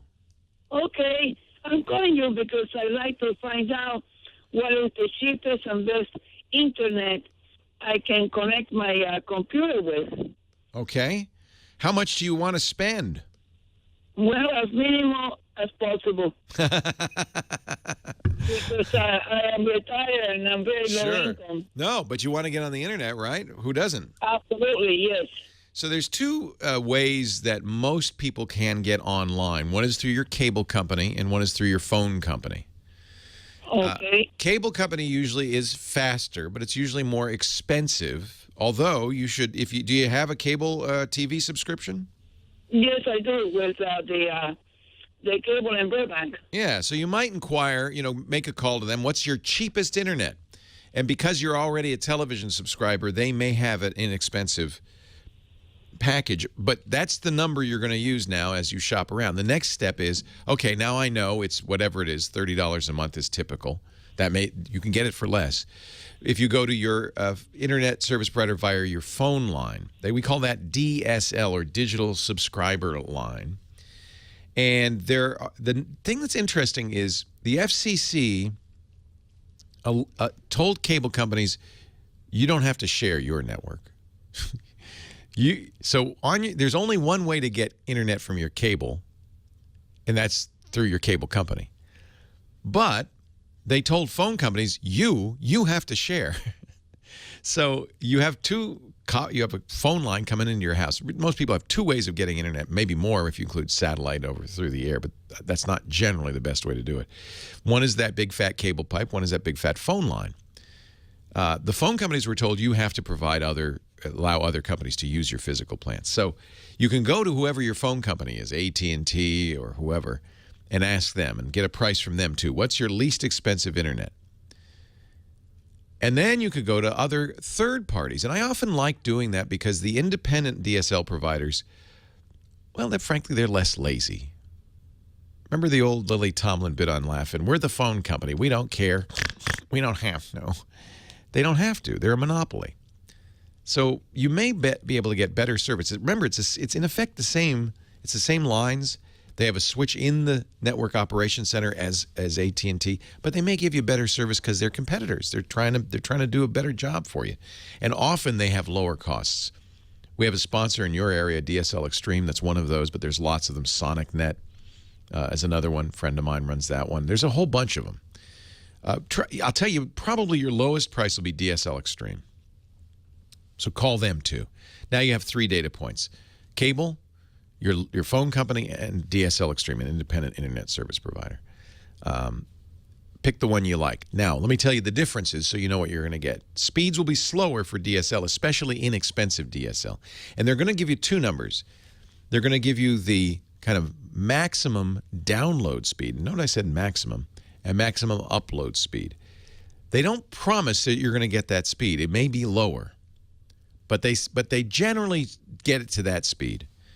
For browsing, if all you want is email, browsing the internet, you're not caring about watching TV like Netflix, you don't care about streaming video, maybe streaming audio, that's fine, then the lowest tier they offer, which is usually somewhere around 1.5 megabits per second, is sufficient. That's enough for audio, browsing, email for one person. If you have more people sharing your internet line, you need more bandwidth. If you have a 1.5 megabit down, you'll typically have a 256 up, maybe 768K kilobits per second up. That's not a lot of upload speed. It's not enough really to do video phone calls. It's enough to do audio phone calls like Skype audio. It's enough to, send an email. So it really depends on your needs. In general, the least expensive is good enough for surfing, email, and audio. If you want Netflix, if you want to watch high-quality Netflix, then you need to get to at least 5 megabits download. And 10 would be better. More is better. So there you go. And you can, I think DSL Extreme starts at $15 a month. They may even have less than that. They've had at times $10 a month. That's pretty affordable. Leo Laporte, the tech guy. More calls right after this.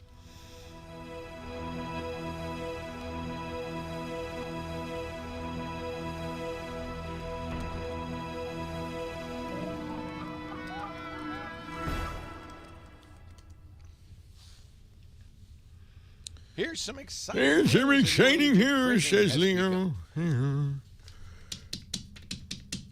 Chris is still in the chat room talking about his trip in Lake Baikal, and his newest podcast has some stories, tipsfromthetopfloor.com or TFTTF.com. Yeah, I agree. The phone company's customer service is terrible. It's almost always better to go with the independent internet service provider, I think. DSL is always slower, sometimes a lot slower, depending on how far away you are from the main office or the nearest office. Cable almost always can go faster. I mean, my cable now I'm getting from Comcast, I think 150 megabits down. And there's no way DSL can do that. Yeah, basically what the cable companies have been doing is upping the cost of internet from them to make up for the loss of premium channels. So they understand you're going to start watching everything on, Showtime anytime and HBO Now and all that stuff. So they jack up your internet cost so that they don't lose any money. They're smart. They're not dumb. I feel like all of my channels are going away. Certain channels that I had, not changing the plan at all. Are just disappearing? Just disappearing. Like what? Even ones that aren't premium channels, like Bravo or something. Well, like especially ones that aren't premium channels, because So what happens, the cable company says, okay, it's going to cost you another 50 cents per subscriber. And they say, no, we won't pay it. So the cable company says, well, then you're not on cable. Then they do this fight. And then people start buying ads. There was the Yes Network, which is the Yankees network in New York City, has apparently been booted off of the local cable. And they were, all over New York City handing out schedules saying, Yes is gone. And it happens all the time. Yeah. It's a constant I flip battle. through the channels going to look for something that I think is supposed to be there. And Right. you're not a subscriber. They had a crawl. I was watching a show the other night, and they had a crawl saying, Comcast is about to remove ABC or something like that, and you were going to lose all your locals. I think that happened for me on NBC. I Right. have Comcast, but it was for Dish Network. Right. It said if you're a right. Dish, If you're a Dish And I'm like, subscriber, I'm not a Dish subscriber. I know, it's what ridiculous. What are you doing on my TV? I know. Cheers. Well, hey, how are you today? Leo Laporte here, the tech guy. Time to talk computers and the internet, home theater, digital photography, smartphones, smart watches, and all that jazz. 8888 Ask Leo. That's the phone number. We'll go right back to the phones. And Mark in Lancaster, California. Hello, Mark. Leo here. Hey, Leo. How you doing? I'm well. How are you? I'm doing fantastic. Thank you. What can I do for you? Hey, thank you. Well, I have a question on, two questions, but I'll do the first one first, obviously. Okay. All right. I have an iPhone 5, and I back it up to iTunes. Mm-hmm. And on my phone, it says that it's successfully backed up. Or if I look at my phone and go to backup, it says, recently backed up yesterday, whatever. But if I go to my laptop, which is a PC-based laptop, it shows that the last time I backed it up was like a month ago. Well, the backup is local to the machine you're backing it up to. Okay. So you're backing up to your laptop each time? Well, I back it up to iCloud. Yeah, the iCloud's different. Okay, so there's two ways to back up an iPhone. One is to the cloud, iCloud, And for that you pay, by the way. You get 5 gigabytes of storage free, but after that you're going to pay for additional backup. Now 5 gigabytes on an iPhone 5 is probably plenty, but just be aware. Right. If you're backing up a Mac and another phone and a tablet, pretty soon it fills up very quickly. And then the other thing, of course, is you can back up locally by connecting a USB cable to your laptop, and that's what you were doing with iTunes, right? And then you run iTunes, and you say back up. Right. Well, I was doing with the cable, and I back it up, and that would back up fine. Yeah. And then I went and I thought, well, maybe I should be doing iCloud. So then I went and I did iCloud. And I have an iPad also, and I have a lot of pictures on there and a decent amount of music. So I went and spent $1 to get the 50 gigs extra, which is good, yeah. Which is I still have like 49 gigs, or no, not that much, but I still have plenty. It's a of lot, yeah. I mean, I pay $2 or $3 a month, and I have 200 gigs, and I'm never going to fill that up. Exactly. Right. Yeah. Absolutely. But I figured if I'm back up to iCloud, doesn't that also sync with iTunes? No, it's a separate place. Oh, totally separate. Totally separate, and I would do both, frankly. Okay. The reason is it's very quick to get an iTunes restore done. You just connect. So if you get a new phone or you want to reset your old phone, you just plug it in via the USB cable and you restore it very quickly. My suggestion, by the way, if you do a backup on iCloud, is do the encrypted backup of iCloud. There's a little checkbox there. And there are 2 reasons for that. If you use encrypted, it will then back up passwords and things like Wi-Fi settings, which is very handy.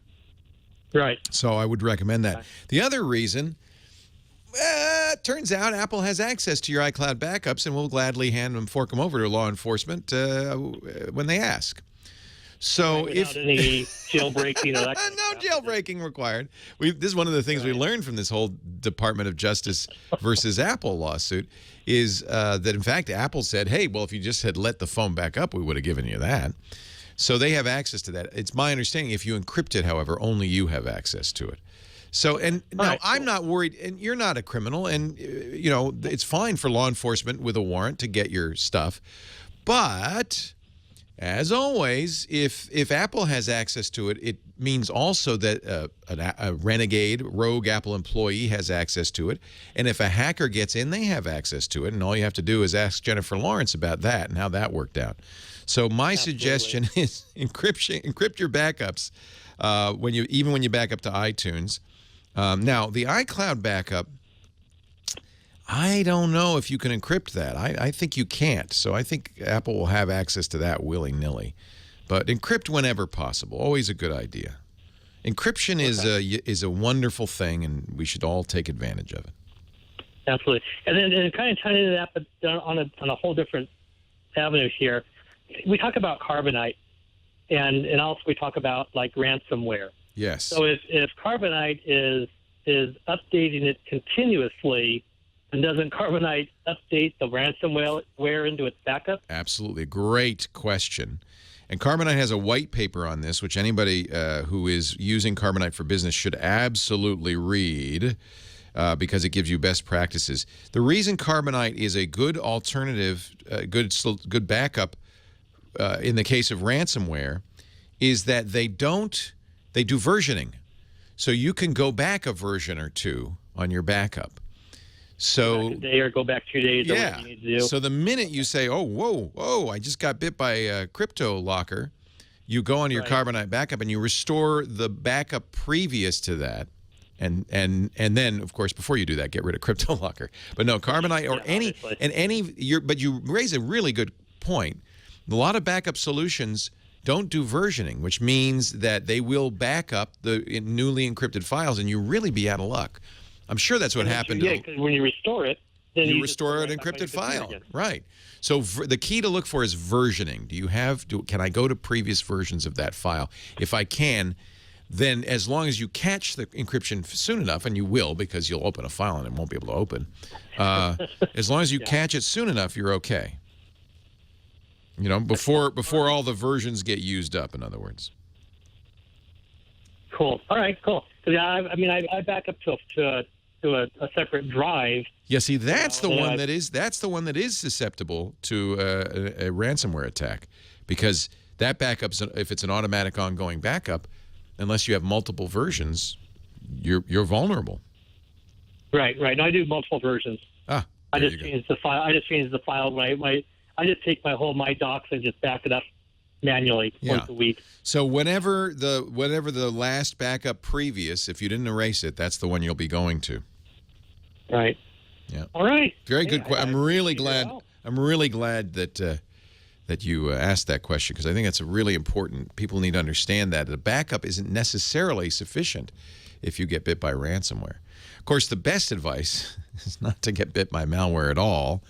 And for that, it's not just takes some normal prudence. Be very careful. If you get emails, often from friends or a bank or somebody you do business with, just saw the new scam where I think, what is it? They send you it's supposedly from the IRS. What would you do if you got an email from the IRS that said, hey, we got your tax return, but you didn't sign it? But no problem, because we have a new e-signature thing, so we've attached the form as a PDF. If you just open this, sign it, and send it back to us, all will be good. And it looks very official, probably says things like government use only. Do not forward. It would be a violation of federal law, subject to a penalty of $20,000 or 3 years in prison. You know, lots of legalese around that. You might go, oh, gosh, maybe I better open that PDF and sign it. You double-click the attachment, and it says, oh, your PDF reader's out of date, and sends you off on a wild goose chase. Maybe you even get a form. Maybe you even get a form that you sign and send back. But meanwhile, when you double-clicked it, you also installed CryptoLocker, a ransomware virus or some other form of malware, and didn't even know it. The bad guys got to trick you into doing that. The bad guy, in order for you to get malware on your system, one of two things has to happen. The bad guy has to trick you into running a program. Now, it may be called a PDF. It may even be a PDF if your Acrobat Reader is out of date, and they can take advantage of flaws in Acrobat Reader that allow PDFs to install software. That's actually the case in some cases. But they got to get you to double-click or agree or open that thing. That's why it's really dangerous, really. Even, you get that pop-up that says you've got ransomware. Here's a fix for it. Anything like that. Anytime somebody's trying to get you to run a file, be very, very, very suspicious. And it may often be somebody that pretends to be the IRS or your best buddy on Facebook saying, I got video of you from last night. You won't believe it.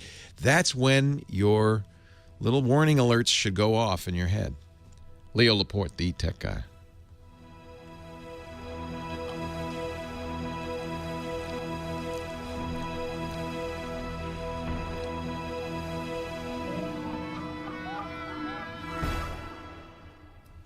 Just saw a new one. What was it?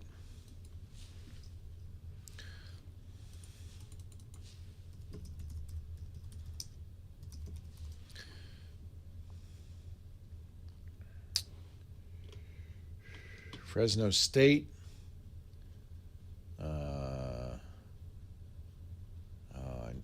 Lockheed. Lockheed's the new one. No, I was just reading in the news. Man, it's on TechMeme. A new ransomware email scam was going out. I should really bookmark those when I see them so I can talk about them. Wow.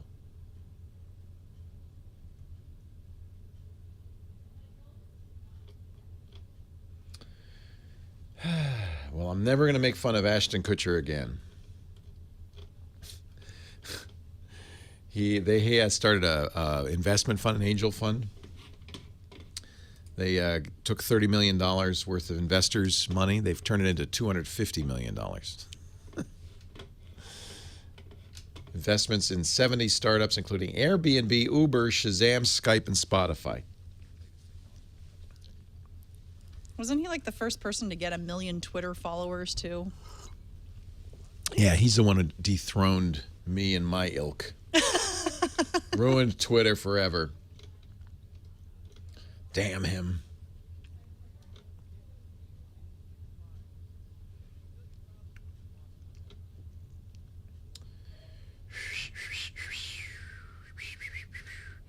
This is a neat service I just signed up for, but it's you have to get an invitation called Privacy. I'm going to mention this one, actually. I really like this idea. gives you a burner credit card. Oh, my blood sugar right now, after drinking orange juice, not a good idea. Probably shouldn't be drinking orange juice, huh? Best way to encrypt your files, there are a lot of ways to do that. Free, no hands. I mean, if you want full disk encryption, VeraCrypt, VERACRYPT, is a TrueCrypt fork that is being maintained. TrueCrypt is not, unless. But you can, Zip has a strong encryption built in with its password protection, so you could just zip a file and that would make it encrypted. Leo Laporte, the tech guy, 8888, ask Leo, there's a new service, speaking of scams, this one's a good one that I want to recommend to you. One of the ways you can get in trouble online, of course, is giving a credit card, inadvertently giving a credit card out to a scammer. Maybe you get an email saying, hi, this is from Amazon. Can you update your credit card information? and you maybe, I don't know, you had a couple of mimosas at brunch for Easter and you aren't paying attention. You go, okay. And you go and you fill in all the information and you're good, I'm up to date now. You just gave a bad guy, not Amazon, a bad guy, all your credit card information. Yikes. So there's a new service I really like the idea of. It's a free service called Privacy at privacy.com. And what Privacy does is you associate it with a credit card, and it works with many banks, Wells Fargo, Bank of America, USAA, and then you can generate one-time only credit card numbers, which you can use for purposes or whatever. The credit card number is not good ever again, just once. It goes to that credit card that you associated with it. Bad guy can get it. You can give it. You can say, here's my credit card number. They can't use it. Some credit cards, I think Discover offers this. Some credit cards do offer one-time credit cards, which is a great way to do it. The best way, of course, is to have it associated to a merchant. So, for instance, this is my one-time use credit card that only Amazon can use, except it's not one time. It's whenever Amazon needs it, but no one else can use it. It's got to come from the charge has to come from Amazon. Bad guy can't use it. Or if you're, going to only buy something once from a merchant, use it once. It's a great idea. I just signed up for it. I love it. Privacy.com. Little tip for you. Fran Sherman Oaks, Leo Laporte, the tech guy. Hi. Hey. Hey, so I have a computer that was an 8.1 Windows, which I upgraded it around Christmas.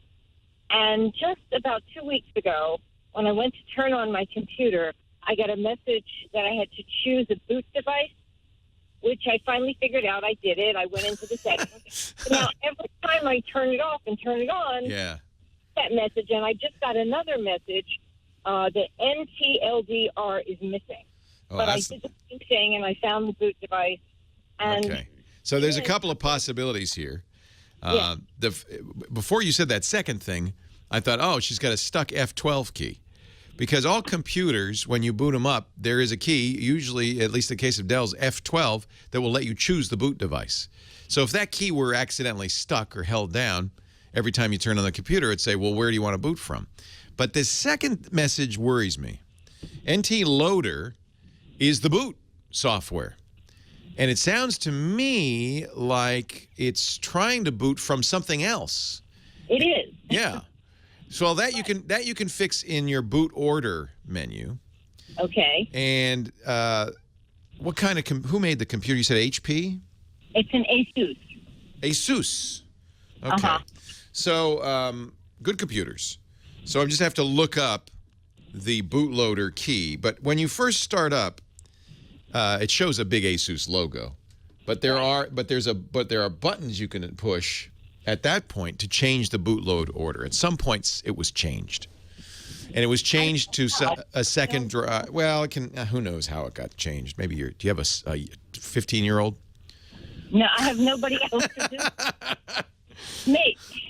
Well, I'm worried if your hard drive's starting to get flaky, this could be it. But I think it's more likely that the boot order was changed. So or the CMOS battery. How old is the computer? It's probably about 3 years old. Yeah, it might be the battery that backs this information up. is dying. You don't have a CD in the drive or something like that, do you? No, I checked that now. Yeah. Well, I would first figure out if your boot order is correct. Try pressing F12. I can't remember. Maybe somebody in the chat room has an ASUS can remind me what the key is. Sometimes it's escape, sometimes delete, but usually it's an F key, probably F12. And make sure the boot order is proper. You want to boot to the main drive, the C drive. Make sure you don't have anything plugged into the USB sockets like a USB key. Anything that it can see as a drive, it will try to boot from if the boot order is changed. So you want to make sure it starts with your internal hard disk.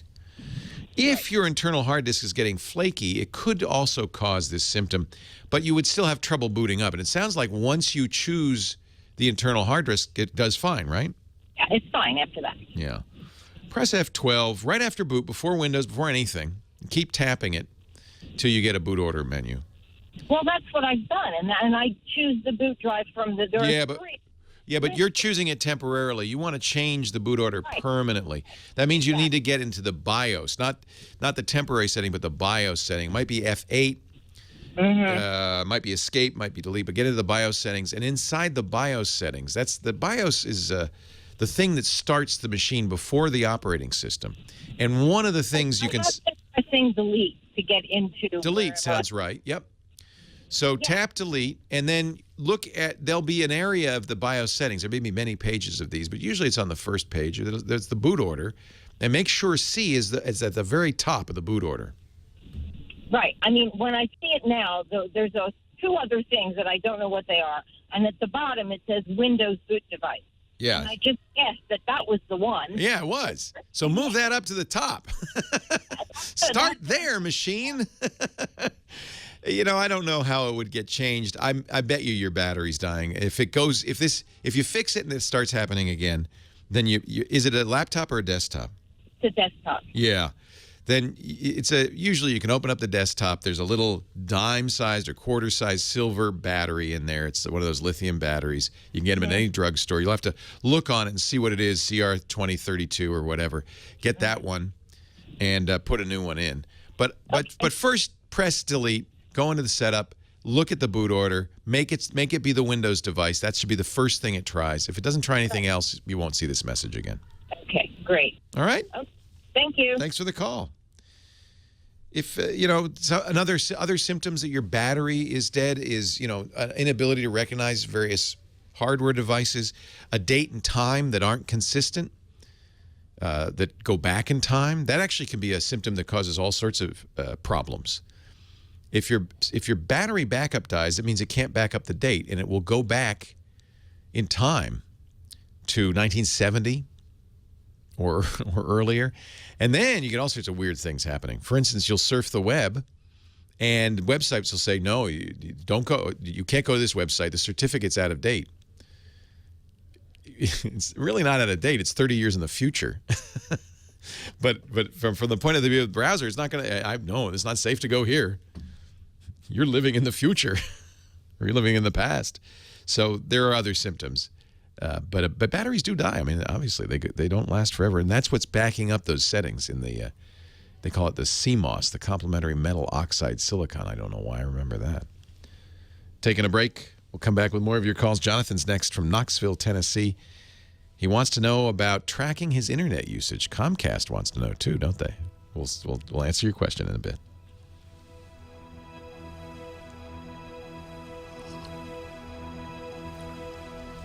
Sometimes the date goes, sometimes not.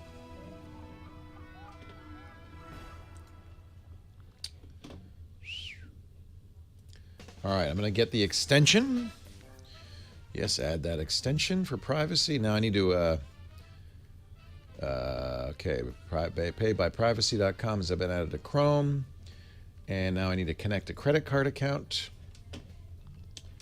I will connect. What cards do I have here? Which card do I want to use for this? What happened to my bunny ears? Good question. I grew weary of them.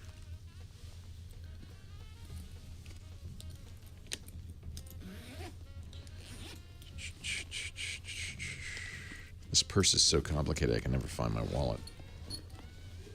Sounds like a party in the other room. I think they're having an Easter party.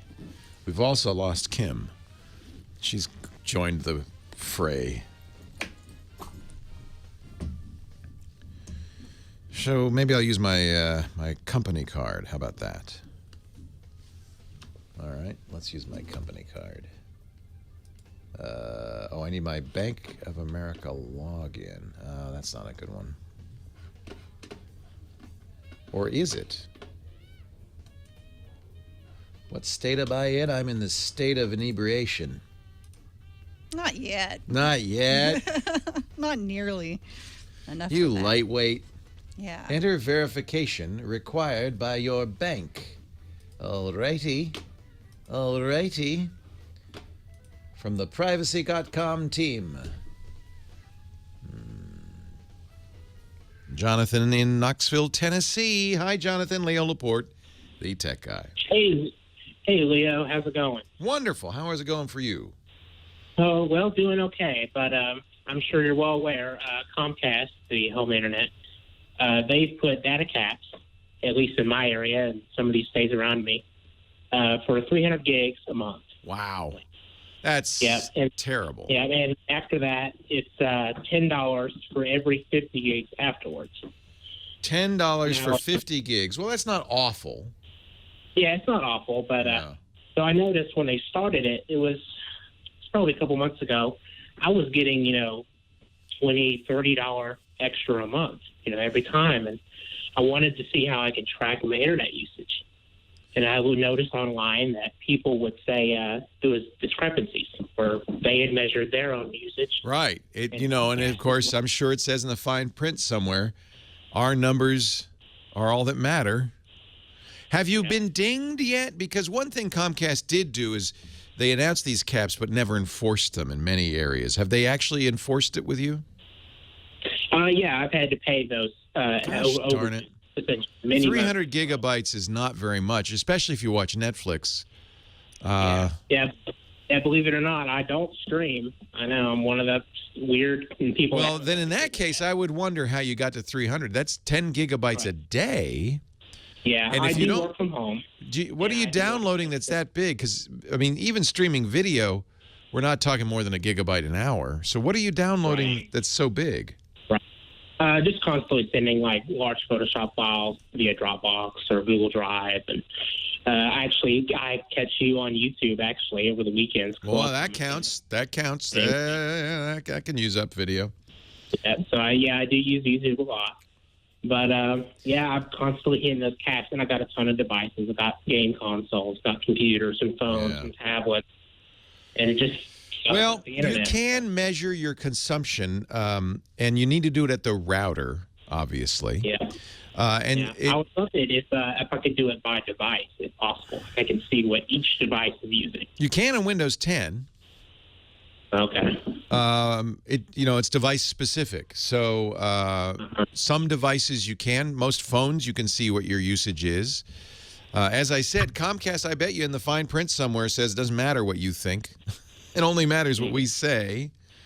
But Windows 10 will tell you in its usage. I don't know if earlier versions of Windows will do that. I don't think Macintosh will do that. You'd have to run some specialized software on the Mac, although that wouldn't be too hard. Maybe Mac does. The easiest way to do it, though, would be to do it in the router. My Asus router will keep track of usage, and I think it has. I'll have to look, but I think it has per device breakdown even. Oh, okay. So you're trying to figure out who's the bandwidth hog in your house? Right. Yeah. And they would even ask me, is your network secure? Of course it is. Right. Password on it. Right. So, I try to keep track of what I'm using. Do you have kids using? Do you have kids using the computer? Do you have open Wi-Fi? Is there any? No, it's just me and one other. But we have all our devices hooked up to the same hotspot. If you call Comcast, I know what they're going to tell you, which is you should get a business account. Yeah, and they do sell unlimited internet. I'm sure they throttle it. Yeah, the business accounts. The business accounts generally are not capped, but you're paying a lot more. I have a business account; it's $100 a month, but I don't have to worry about bandwidth caps on that. I'm looking at the Asus traffic monitor interface. It's pretty, I have to say, it's pretty sophisticated. But I don't know if it breaks it down by device. I'll have to look at that. Now, for the record, I did buy a Netgear router. It's a cable modem, like it's an all-in-one modem router. Yeah. And it uses a Genie app, like it's Netgear Genie, I think it's called, and it will give you your up and down. Oh, well, that's good. Upload and download. But it won't do it by device. Yeah, they won't do it by device. Yeah. Even if numbers are off, it will report higher numbers than Well, you can see it's this is a challenge, isn't it? There are programs. I mean, there are much more sophisticated programs you could use that will give you lots more information. The problem is you can't just run it on one computer. You need to run it somewhere. Pretty much on every device. Yeah. I mean, you can use Wireshark, for instance, to monitor incoming and outbound traffic on your wireless. If you could put a computer with running Wireshark in between your cable modem and your router, or in between your router and the rest of them, I mean, there's ways to do it. But per device is tough, I think. I would look and see if the Netgear capabilities are there, or maybe there's all third-party software. You know, a lot of times you can really improve a router's capabilities, performance, and reliability by putting other firmware on it, DDWRT or Tomato. Tomato is really fantastic, and see if the Netgear, if you could put Tomato on your Netgear, and you can see if Tomato would have that kind of information. But you know, if you otherwise you're going to put a computer running pfSense or some sort of sophisticated routing software in between your router. Actually, you wouldn't need a router anymore. In between your cable modem and the rest of the world, and that'd become your router, and that could do it. In other words, the right software could do it. Yeah, but you raise an interesting point, because they may not all agree, and ultimately it's Comcast that decides. So that's terrible. I feel bad for you. I really, you know, on the one hand, I understand why they want to, you know, keep people who are using huge amounts of data from bogging down the network, but really, they should just build out their network to handle it. It's not like it costs them that much money. I'm not really sure what their rationale is for this. I think mostly it's anti-competitive. Truthfully, I think Comcast is in the business of selling you premium content on Showtime and HBO, and what they really don't want you to do is watch all of that over the internet instead of through their cable channels. So ultimately, I feel like that's the real reason they have these bandwidth caps, not because it costs them so much more that you're using 310 gigabytes a month. I do wonder what it is that's using 10 gigabytes a day. That's a lot. I think the caps in other markets are even lower, aren't they? 250. They were trying out 250 gigabytes. What they do is they say, well, what's the top 1/10 of 1% of usage? Those are the guys we want to stop. 8888 ask Leo. That's the phone number. I haven't looked at my usage in a long time. I should probably see how much I'm using. We use a lot of bandwidth for all sorts of things, streaming, and I mean, I'm downloading movies on iTunes and Google Play, and I'm watching movies every night. And I wonder if I'm over 300. I might be, but that's why we have a business class service. Steve, Anaheim, California. Leo Laporte, the tech guy. Hi, Steve. Hello. Hey, welcome to the show. What can I do for you? Had a couple of questions for you since I've been online here. More have been generated. All right. Yeah. First of all, I have Windows 8.1. My last machine died, and to get a laptop with a CD on it, and these days it's kind of hard to find. But they constantly want me to upgrade to Windows 10. Yeah. And then I'm looking at Windows 10, and I did a start page search on that. And it says that it has built-in the end user. I have to take a break. So when we come back, formulate your question. We'll get to you right after the break. Leo Laporte, the tech guy.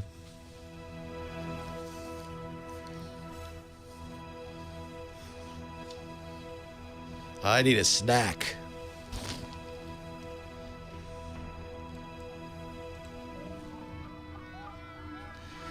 You know, when you have an Easter brunch, which consists entirely of mimosas, it'd probably be important to have a little snack along with that. NatureBox time. I love my NatureBox. We get several NatureBoxes a month at the studios because our staff loves their NatureBox. Let's see what's in today's NatureBox. I've got apple pie. Oh, love these. Apple pie oat clusters. Now, every case, these are nutritionist designed. They have hundreds of snacks. And they're, in every case, they no HFCs, no artificial flavors or colors. They're really good for you. No trans fats, of course. Much better than going to that snack machine down the hall. We don't even have a snack machine. We don't need to. We got NatureBox, right? We got the good stuff. Always simple ingredients, delicious. You could choose from sweet, spicy, savory. Hundreds of snacks to choose from, delivered to your door every month. Oh, this is you know what? We didn't used to, we would never have any of these because Sarah Lane would go through all the nature boxes and remove them and take them home. The strawberry Greek yogurt pretzels. She loved those. Now that she doesn't work for us anymore, we've got a few. I love them. They're so good. Oh, perfect for brunch. Mini Belgian waffles. Mini Belgian waffles. Cranberry, this is a nice one. Cranberry pepita crisps. Cranberry and pumpkin seed pita crisps. I bet those are good. Very simple, very delicious. How about jalapeno cashews? There's a good one. Probiotic power mix. Probiotic fruit and nut. See, that's good. Go to naturebox.com. Pick your snacks. And by the way, feel free to experiment. If at any time you get a snack and you go, that wasn't so good, no problem. They'll replace it next month in your next box. Right now you get 50% off your first box of delicious, unique snacks without any of the junk. naturebox.com/twit. Let's take a look at that probiotic power mix. Oh, that looks so good. My mouth is watering. Now, I can't put it back in the bag, can I? I have to eat it, don't I? I think that's the rule. And by the way, resealable bags mean you don't have to overeat. Just have a snack. And, you'll be great. Good to go for the rest of the day. naturebox.com/twit. 50% off your first box now. If you've never tried them, you're going to love them. naturebox.com/twit. That's good. Oh, man. I know it's mean. I'm sorry. I have no excuse. I'm a mean man. Mean.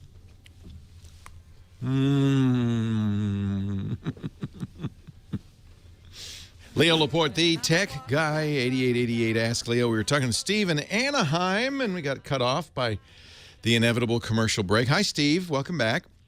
So you're running Windows. You're running Windows 7.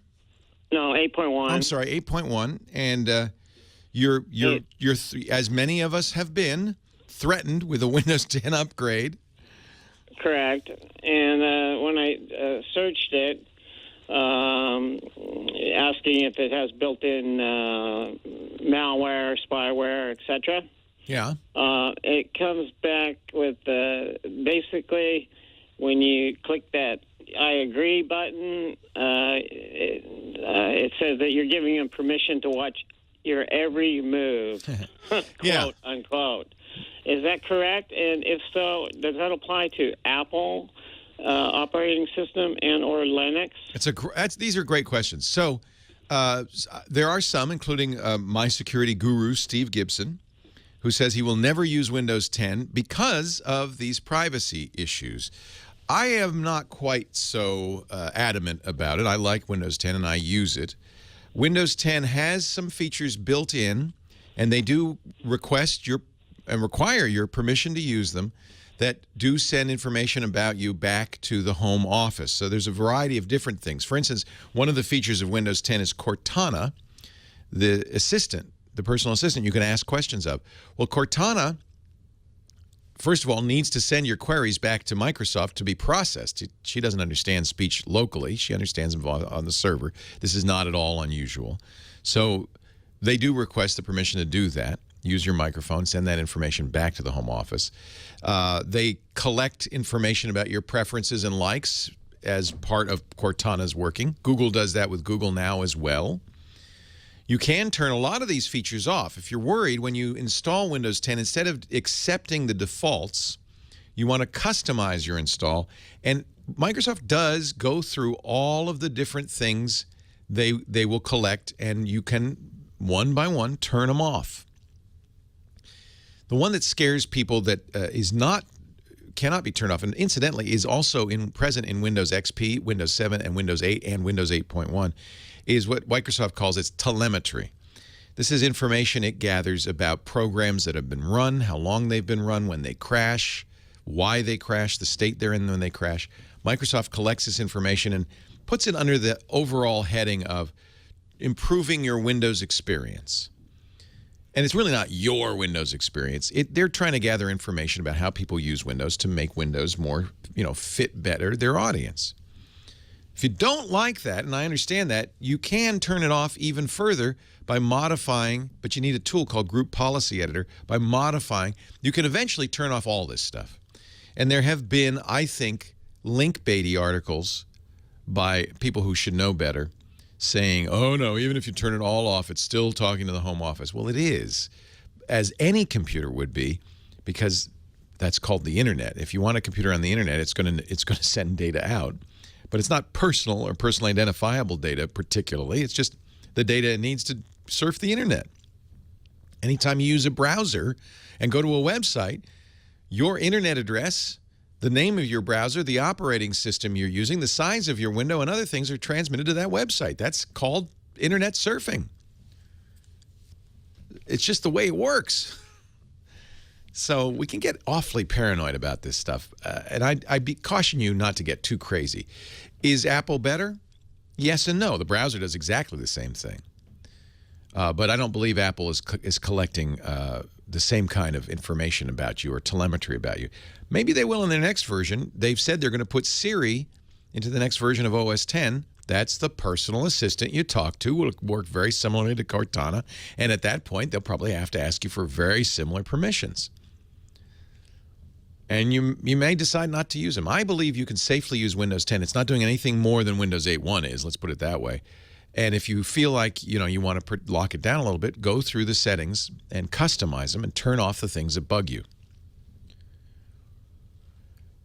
Linux probably does not do any of this. In fact, it certainly doesn't, for several reasons. One, it's not a commercial enterprise. Linux is an open source product that is offered by many companies, in most cases for no charge, and those companies, in most cases, don't collect information about you. Nevertheless, the Linux browser still, every time you go to a website, tells the website your IP address, the name of your browser, the name of your operating system, how big this window size is, and a lot of other stuff, because that's how browsing works. So there's always a little information being leaked by a computer unless you specifically really lock it down. If you want to be as secure as possible and you don't mind learning how to use it, Linux is probably the best choice. It's certainly the best privacy choice. And there are versions of Linux like Tails, T-A-I-L-S, that are designed for total security that really don't leak information. When you browse, you're browsing in incognito mode, et cetera, et cetera. So look at Tails, and you can install that. Best of all, you can put that on a USB key. Boot your anytime you want to use your computer in a private mode, you boot to that USB key, and now you're in this very private, very secure mode, which is suitable for banking and things like that. But this takes, significant skills with a Z. It's not something for the faint of heart. If you're, most people are going to use a consumer operating system. Apple's OS X, Microsoft's Windows 10, Android or iOS, and in every case, those operating systems pass along information to the home office. In some cases, because they need to do that. In some cases, for marketing purposes. And I think you just have to decide, is that okay with me or not? A company that does that, in my opinion, should be very forthright about what it's doing, what it's using it for. If you look at Google's terms of service, its user license agreements for its various pieces of software, I think they're very explicit about what they use, what they collect it for, how it's used. It's for advertising purposes. And you can decide there.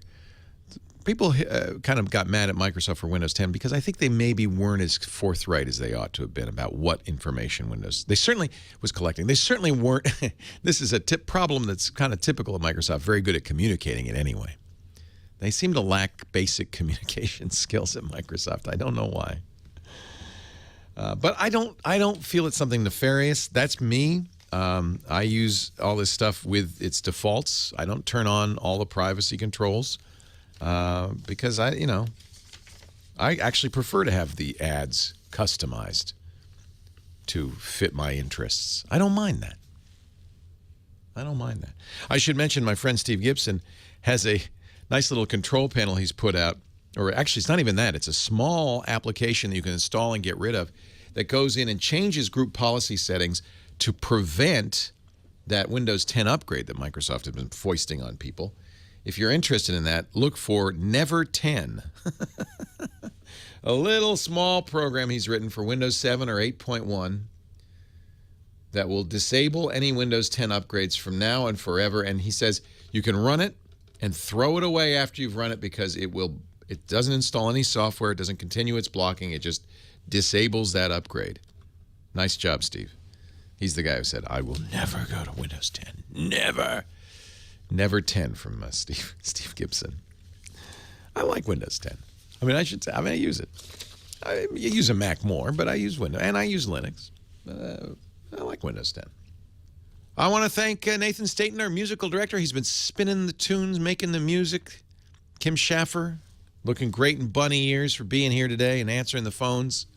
Thanks to all of you for joining us. I hope you enjoyed the show today. Tell your friends. Come back for more. And don't forget our Twit podcast network for more shows at twit.tv. Leo Laporte, the Tech Guy. Have a great week. Well, that's it for the Tech Guy Show for today. Thank you so much for being here. And don't forget, it's just the tip of the iceberg. We do nearly 30 shows on the Netcast network. It's called Twit, T-W-I-T. It stands for This Week in Tech, and you'll find it at twit.tv, including the podcasts for this show. We talk about Windows on Windows Weekly, Macintosh on Mac Break Weekly, iPads, iPhones, Apple Watches on iOS Today, security on Security Now. I can go on and on and on. You even get your daily dose of tech news with Tech News Today and Tech News Tonight. And, of course, the big show every Sunday afternoon, This Week in Tech. You'll find it all at twit.tv. And I'll be back next week with another great Tech Guys show. Thanks for joining me. We'll see you next time.